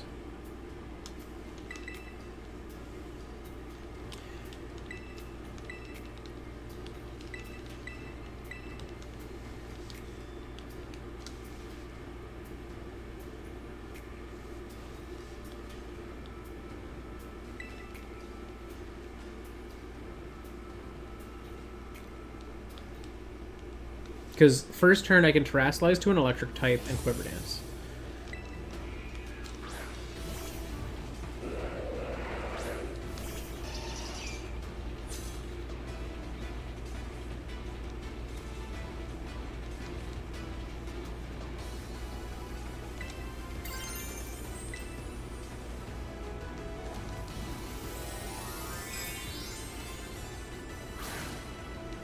They're gonna probably try to air slash me or something.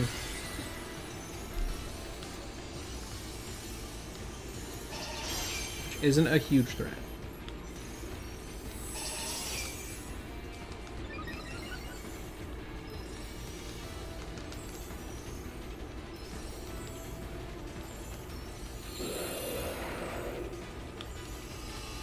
Okay.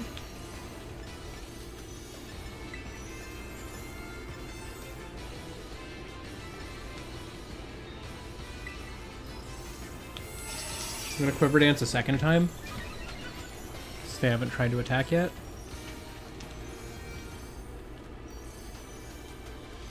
Yeah, because I was like, I feel like Solar Beam's coming.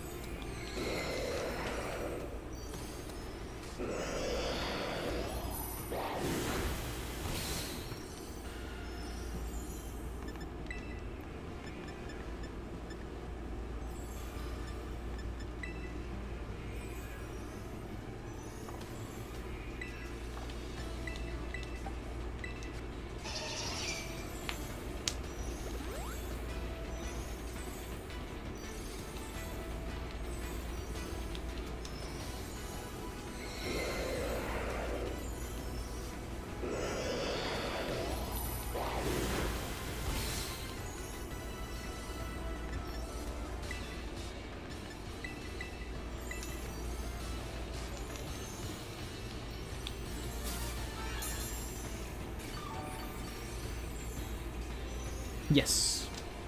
I did know that Google is named after a Google.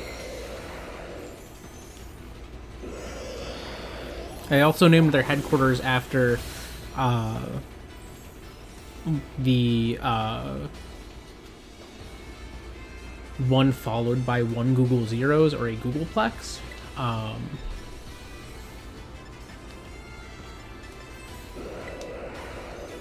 Which is a fun little detail about their HQ. I mean, it's an awesome name for a building, honestly. I don't know why it was a name for a number at the first place, but...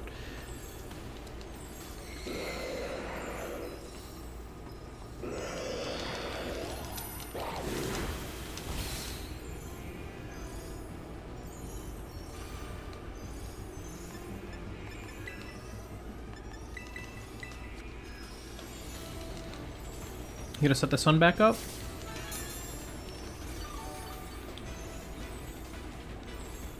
Yep.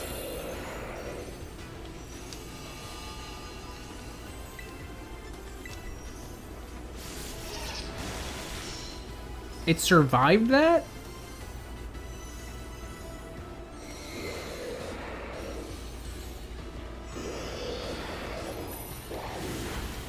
Oh, ow. That was bad. How did it survive that?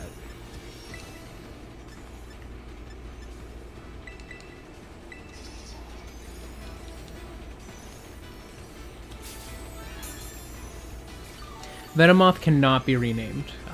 It is, I believe, a Spanish Venomoth.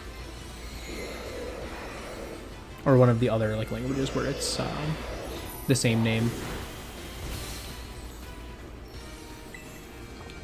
Right. Can I see that in here? Yes, Spanish, European. Here we are.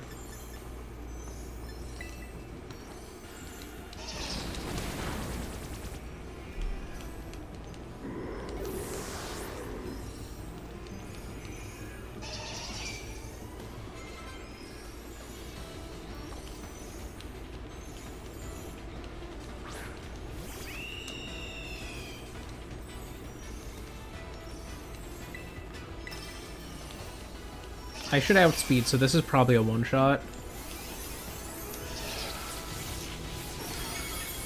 Yeah.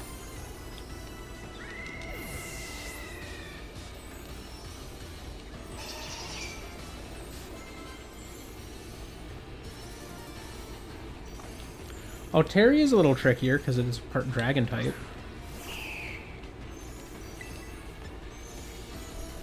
But I can possibly get a flinch off Air Slash. Nice.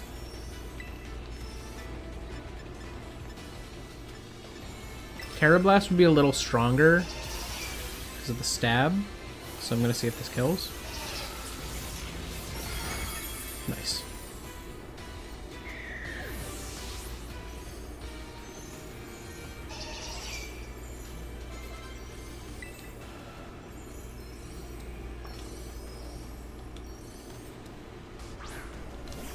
Oricorio. Ooh, that's a tough Oricorio for me. My only option really is to Terra Blast and do neutral damage. Well, it was still enough to KO.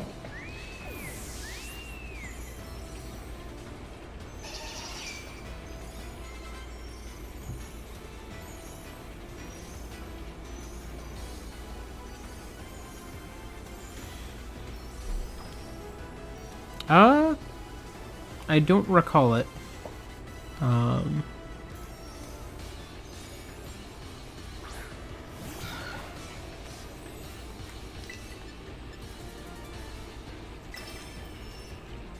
So I'm inclined to say probably not.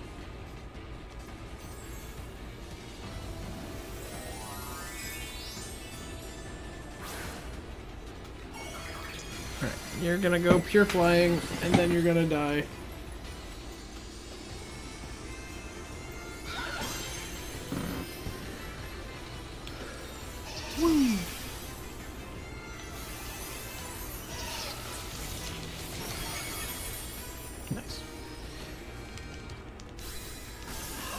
This is the first time Venomoth's actually gotten to shine. And shine he did.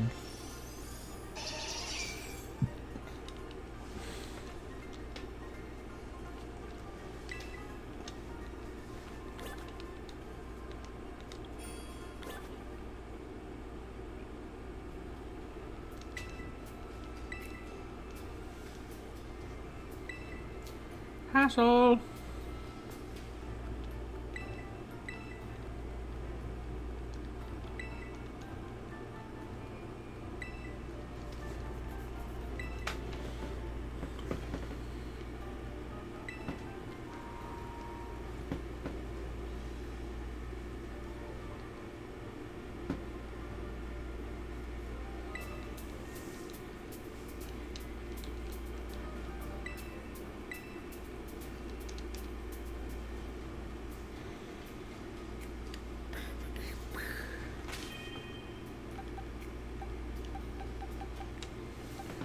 So, technically, Monforge is the new lead.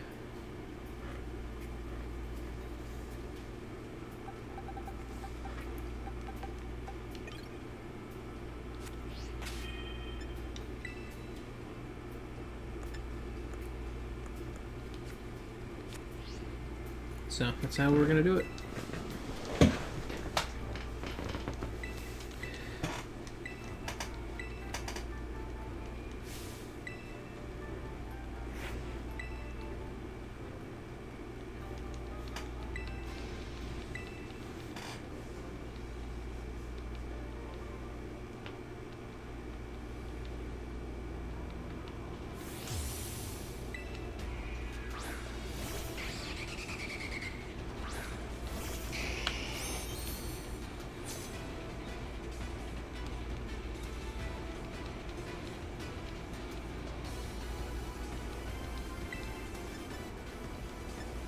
I guess Dragon Claw should actually be higher than Slash is.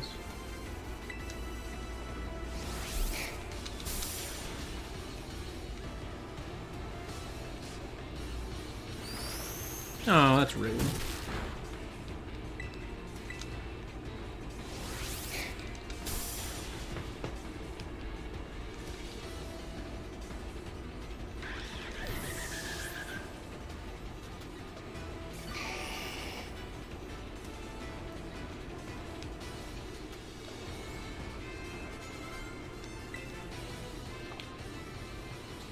Haxorus.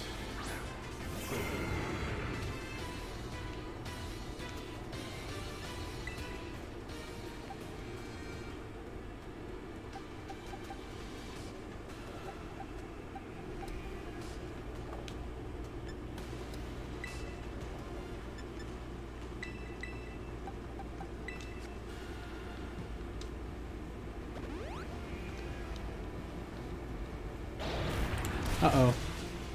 Monforge is dead. Well, kind of, yes. Because I do get healed immediately after this fight.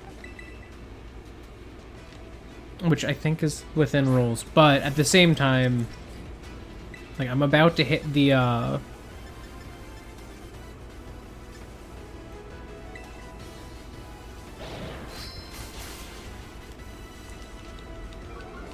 final battle.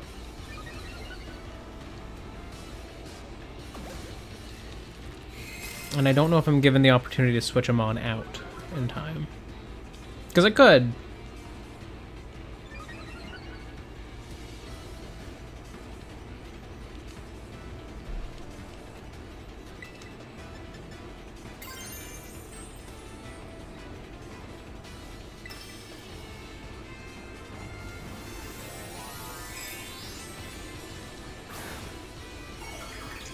Let's maximize my damage output.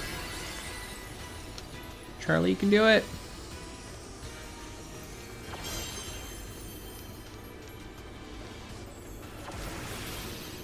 You can do it, Charlie.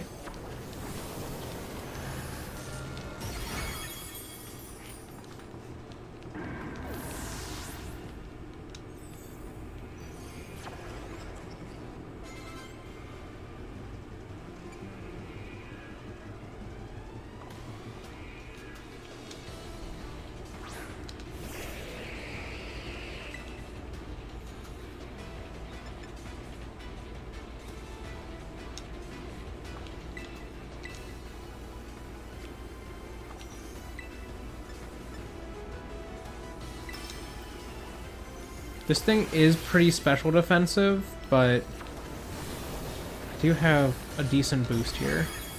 Yeah, okay, still enough.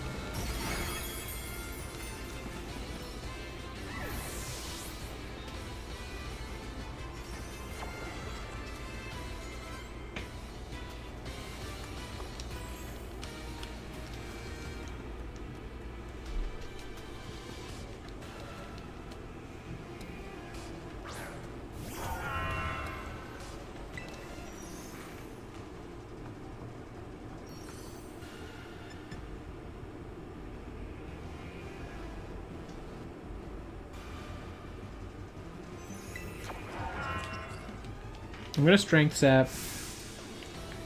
He can't kill me first turn no matter what. If I fully heal off this, and I should. Because Excalibur has decent attack.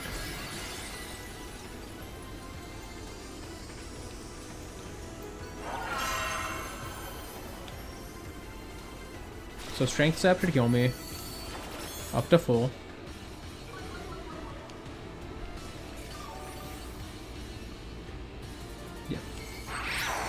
Icicle Crash. Doesn't even kill.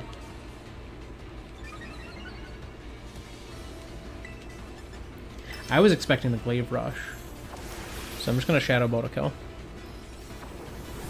Because this should one-shot. Yeah. I just wanted to ensure the one-shot by baiting a Glaive Rush and then killing. Because Glaive Rush, I believe, basically makes it so that the next hit that that Pokemon takes is, like, increased damage.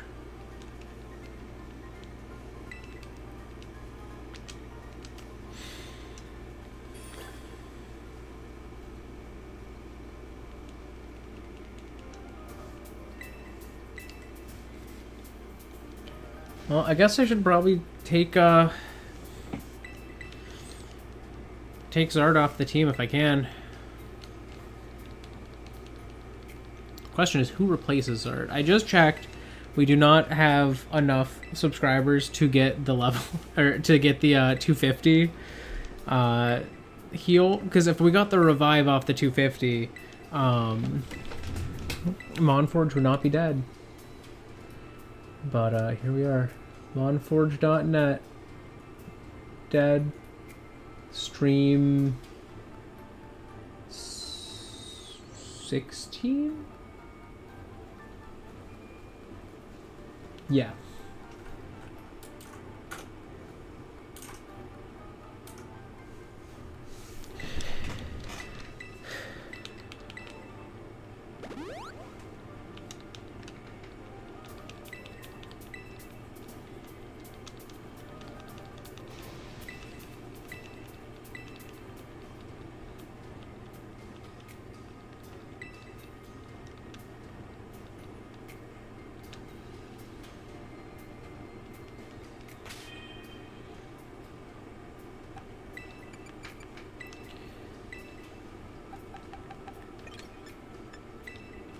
Alright, Monforge has died. Goodbye. You lasted a while, though. I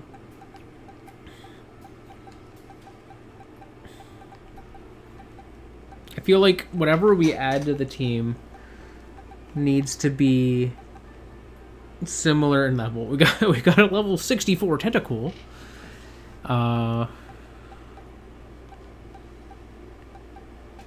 We have some level 70s. We got Roxy here. Do we add Roxy to the team as a last minute addition?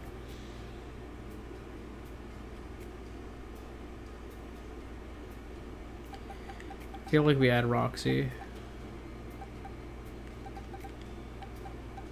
Like, we do have Shoutmon, who fills the same niche.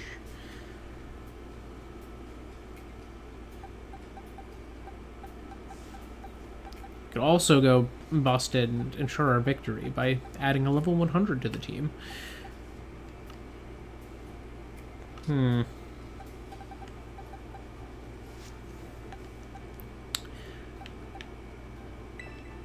I feel like we add Roxy. Because Roxy is a lower level than our Hydrapple. Has been here since, like, the first episode, pretty much. Like, Roxy's been here a long time. It is Roxy's time to shine. Roxy has been on the bench since... Sorry, 4th stream. Since the 4th. She is the oldest Mon that we still have. We gotta put her here.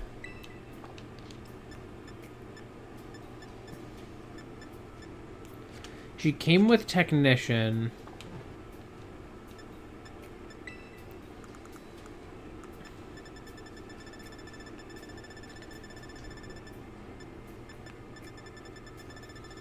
We have no ability changing items.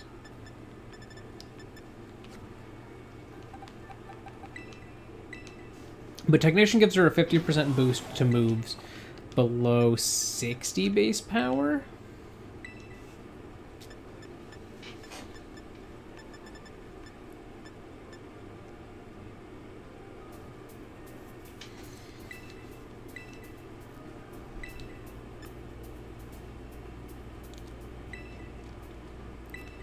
Right? Yeah, let me just double check.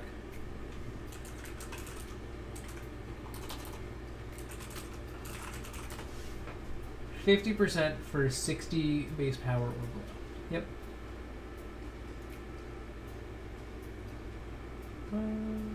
Which basically makes a 60 a 90. Here,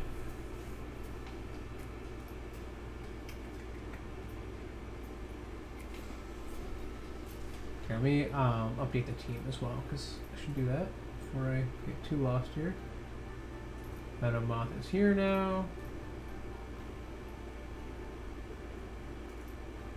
Toxicity is there.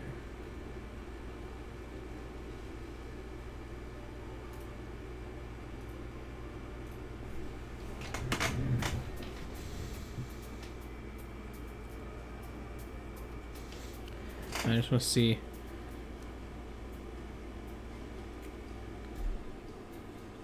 Toxicity.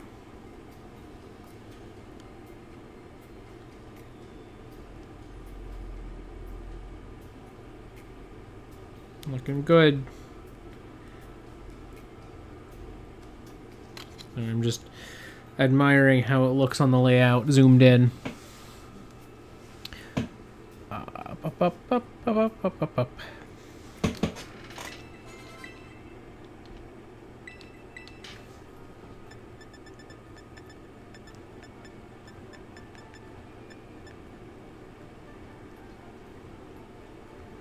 Acid spray becomes base 60. That's not super helpful. Like, it's a good move. But I want to see if we have any other options.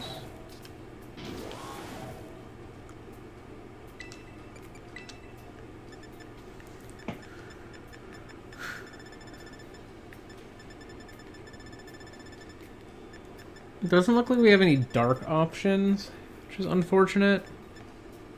Like, I could do Terra Blast again, you know. I don't get the Technician boost off of it, but like I can use that. That is an option.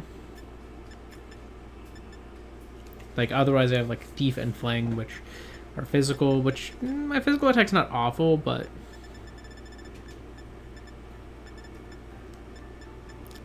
it's not really ideal.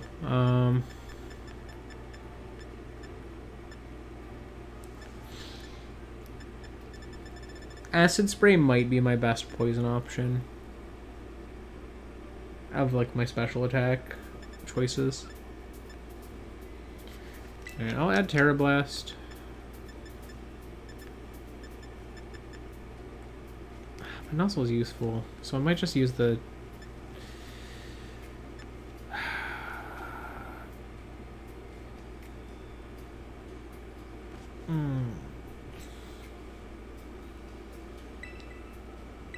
We'll get rid of Nuzzle.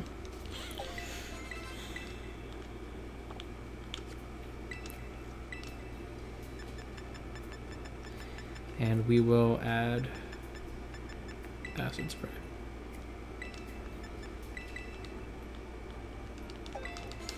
Because it at least has function, you know?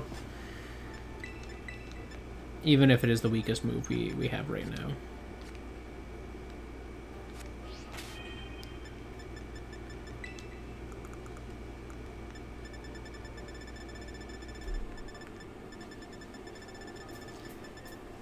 Some random items here.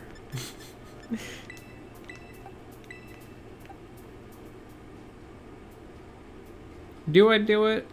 It's not gonna help me that much. Oh, we do have an ability patch. It's fine. We'll let Technician stay. We'll let it ride. I could go with the Shell Bell again.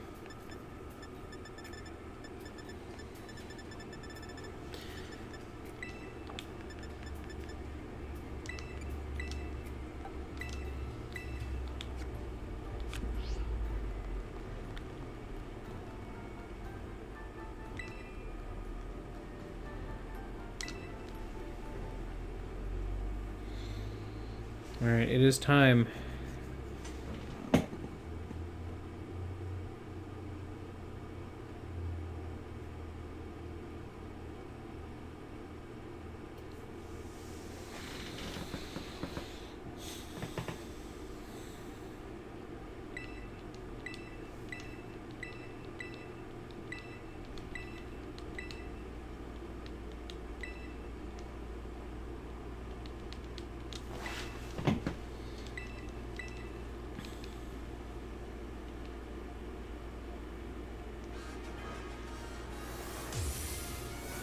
We don't get to do this at a very dramatic time of day as far as lighting goes.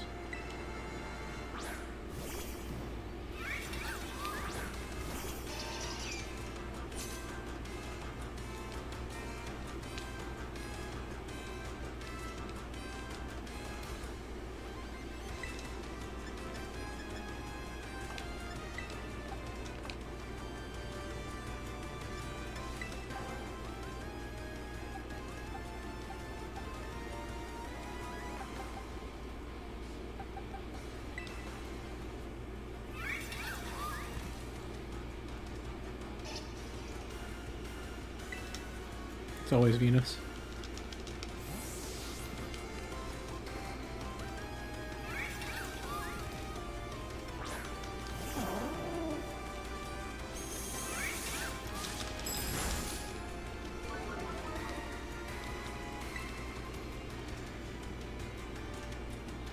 I think Bullet Seed kills a Spathra. Oh, it might not. Oh, if we get 5 hits, we might. Please give us 5. Yes! Yes! It's always Venus. It's always Venus.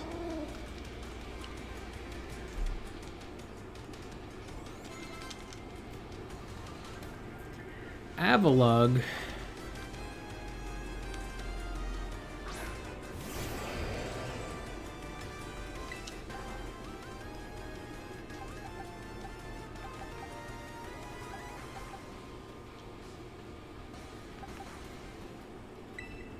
Might be Roxy time.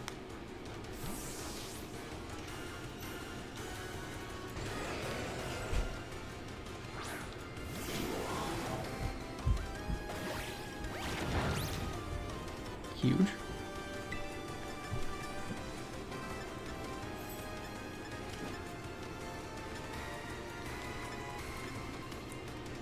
So this is base 90, becomes 135. So Boom Burst is stronger here. Huge.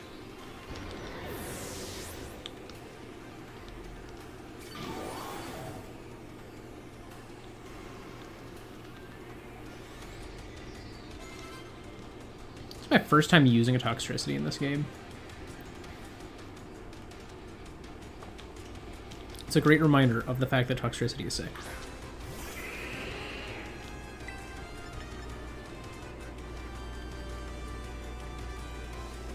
This is the one I'm going to Acid Spray.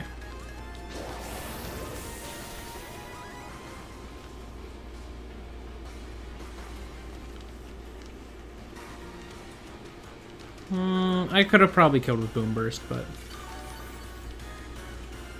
health is back.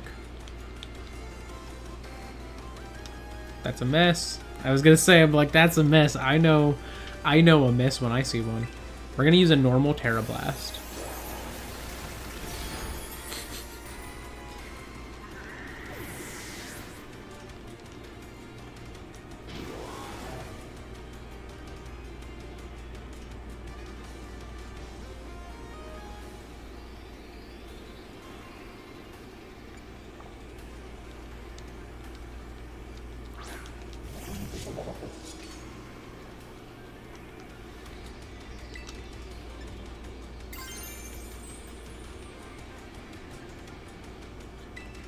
If they go for a dark move, which is the best option, by terastallizing now, it's not very effective.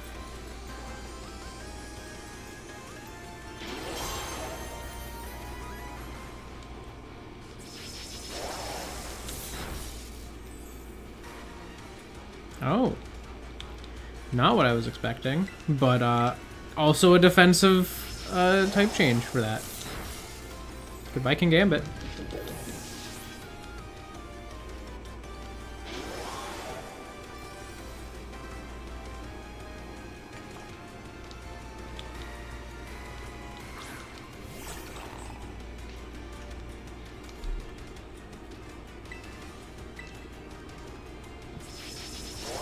Boom.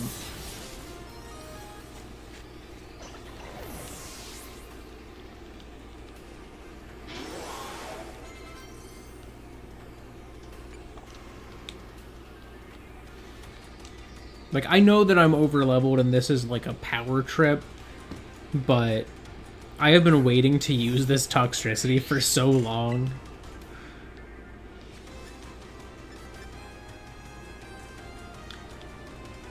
Hers is a rock type. So Shockwave will stay strongest.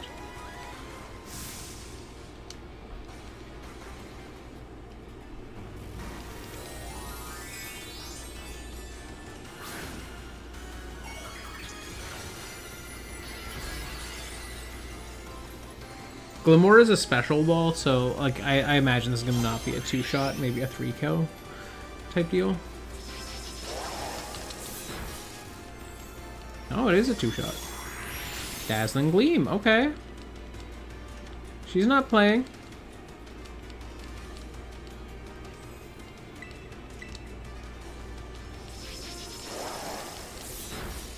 Goodbye, Glamora.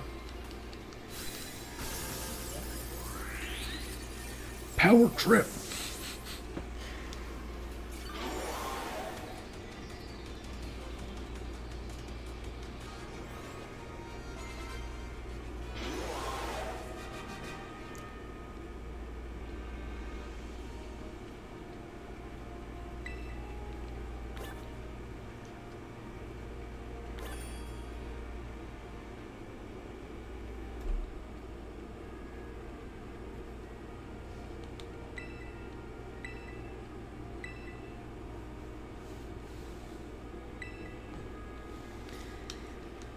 All right. Well, we've done it. That means this is the final team. This is the official final team. And they are locked in for the epilogue stream next Saturday.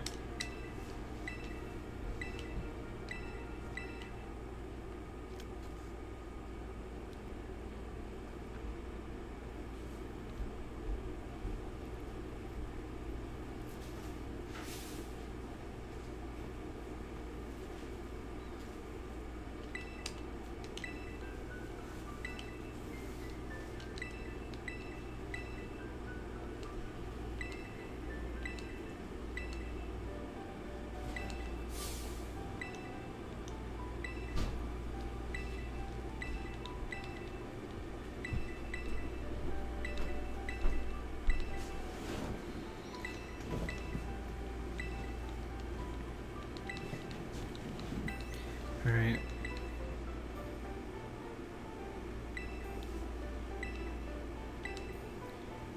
Masagoza.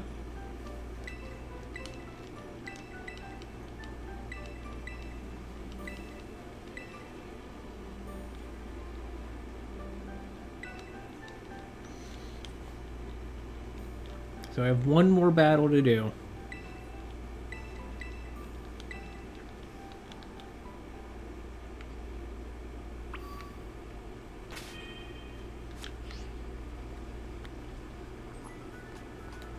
So I'm gonna heal up, and we're gonna head to Masagoza.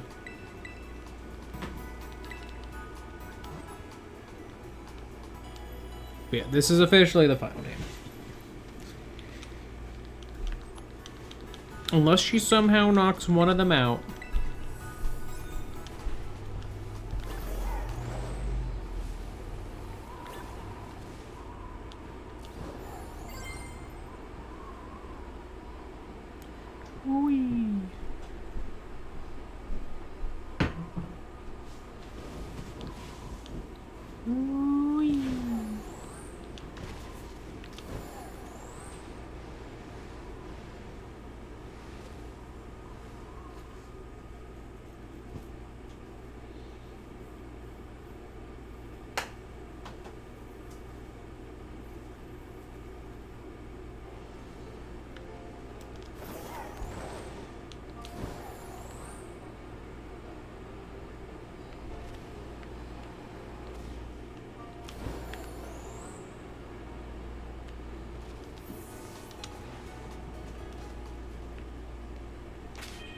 Before we do this, though, I do want to get like one nice opportunity to like get a good look at Roxy here.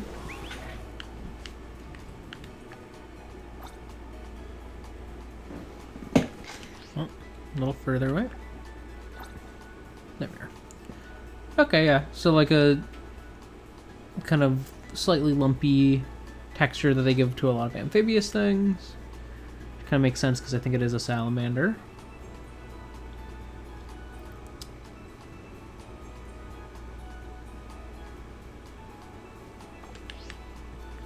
Look at the back details.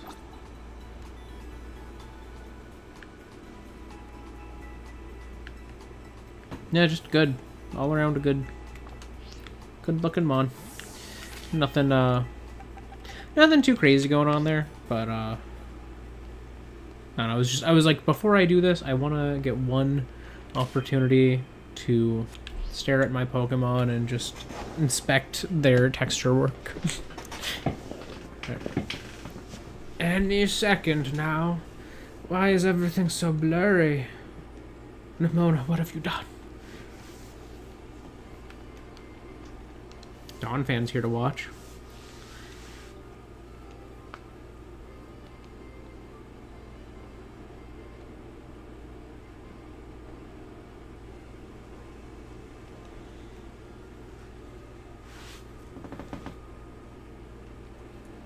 I like how Larry's just like walking by in the background.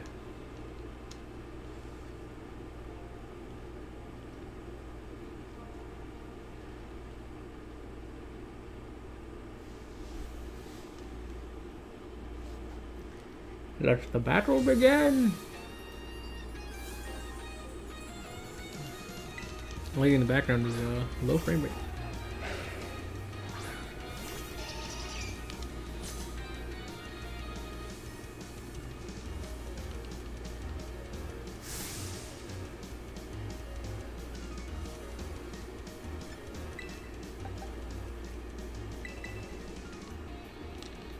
It was a Hydrapple moment.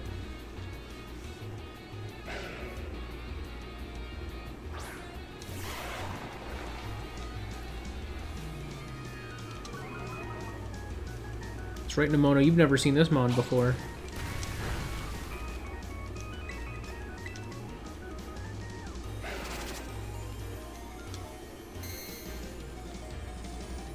Okay.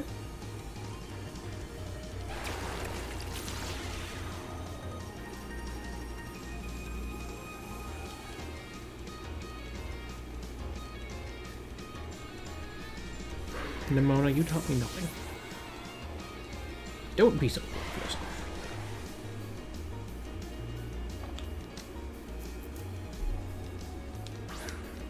Goodra might be a special wall, but I don't think it survives a Fickle Beam. Oh my god, it's faster than me. I guess that makes sense. It is a pseudo-legendary. You want to go all out in response? Yachi Berry saved me there. We're going all out. Let's go! Get deleted. I can't believe my Yachi Berry actually came in handy. I was like, I don't think anyone's gonna trigger this, but I feel like it would be good to have. It was good to have.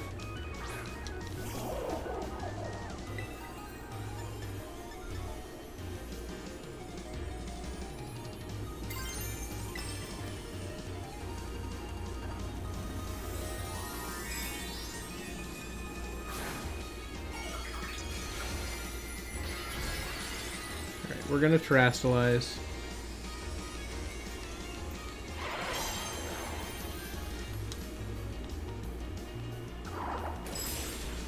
Okay, huge. We're not going all out,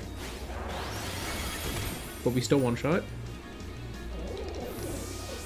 I had a feeling she was gonna have Ice Punch, so having the damage she was gonna do was gonna be important.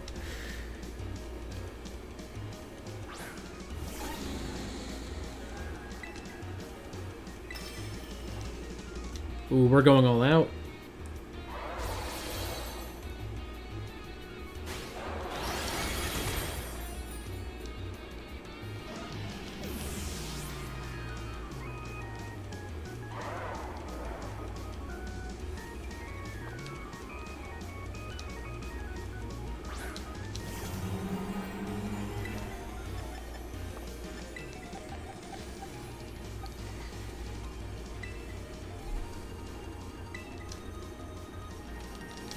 Alright, thank you, Hydra Apple.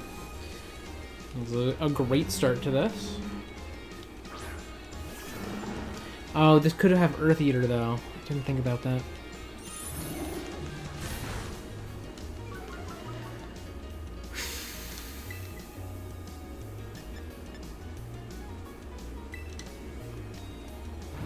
Oh, Earthquake, now.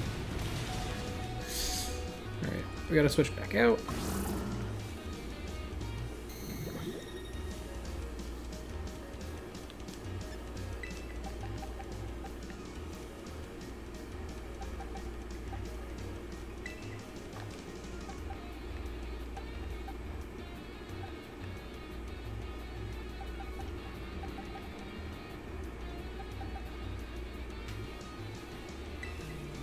I really don't have anyone, like, super great for fighting this thing. I'm gonna switch to Venus and set up a Leech Seed.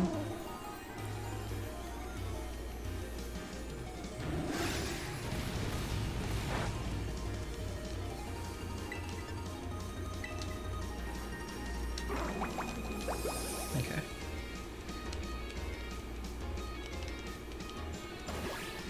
Ooh. Ooh, that's actually very bad for me.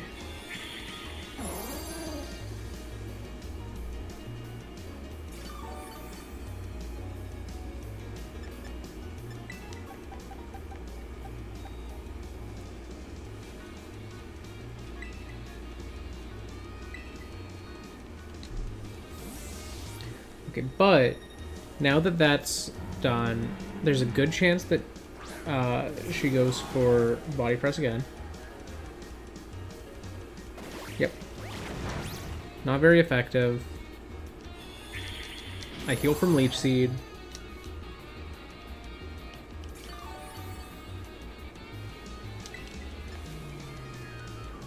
Shockwave kills because Earthworm doesn't have super high special defense? Yes. Can't believe that actually worked.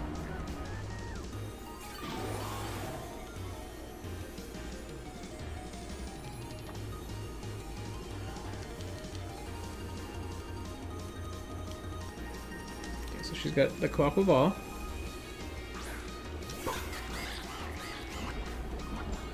It's now poisoned. And we Shockwave again. She's going to Terastallize into a pure water type.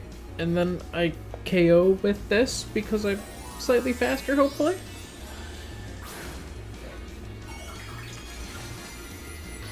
Let's find out.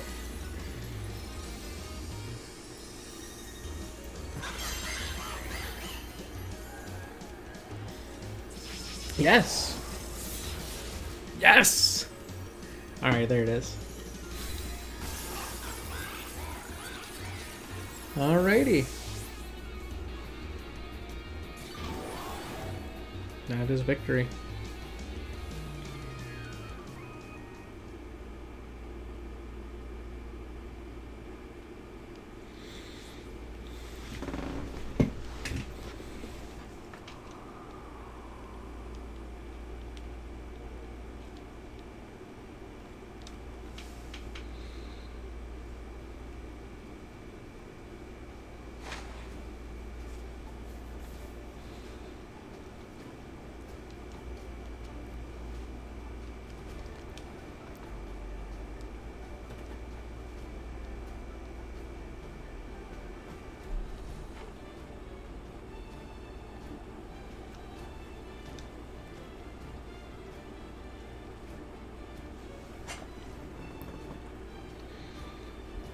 There it is. We've done it. So yeah, now this team is officially 100% locked in. They are my team for the post-game. Or not even post-game, for the epilogue to get to the credits. Epilogue to the stream series, not epilogue to the game.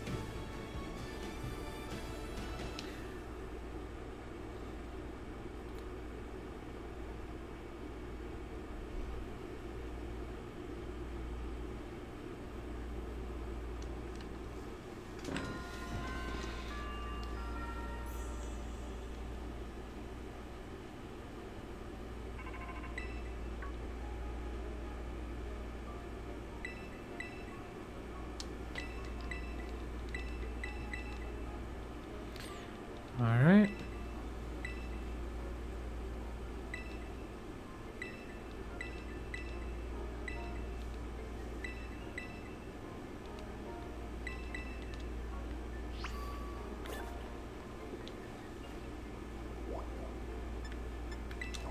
So I am going to step out. We're going to have our little picnic. The last picnic before we roll credits on this game.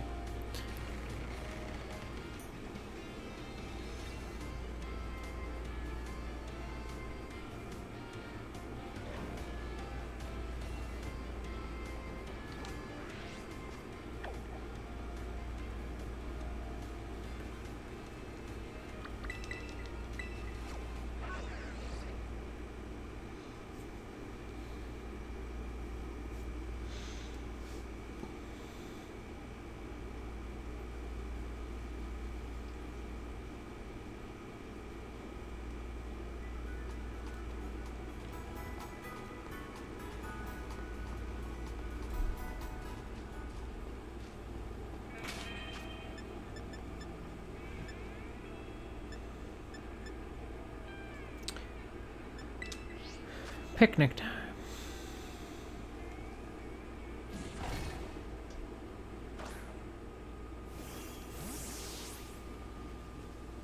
All right.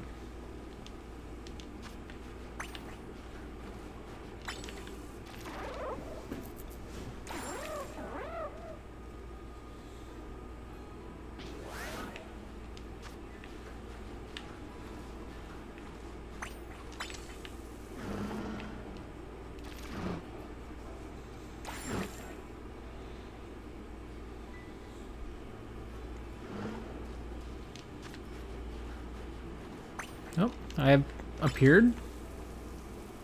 Why am I here? Hello?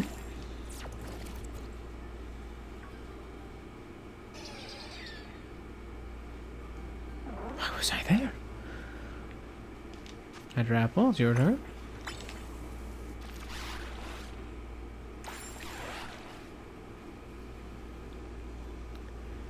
Venomoth, wake up. It's bath time.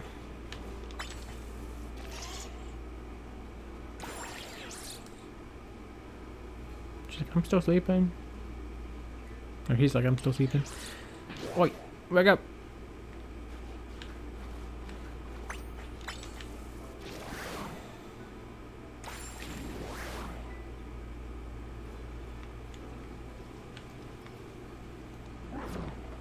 Alright, y'all ain't gonna be sleeping once that's out. Alrighty.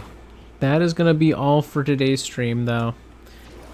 I'm going to be back next next Saturday with the end of this. I will be streaming next Wednesday if all goes well. But yeah, we're nearing the end. It's almost here. So, thank you so much if you joined me live or after the fact. Either way is cool with me as long as you had some fun. That said, I'm gonna go do human things as humans do, and you probably should too. I don't really got much more to say than that. See y'all in the next stream. Goodbye. Farewell. I'm going over here now. Inching closer so that I can hit the stop streaming button.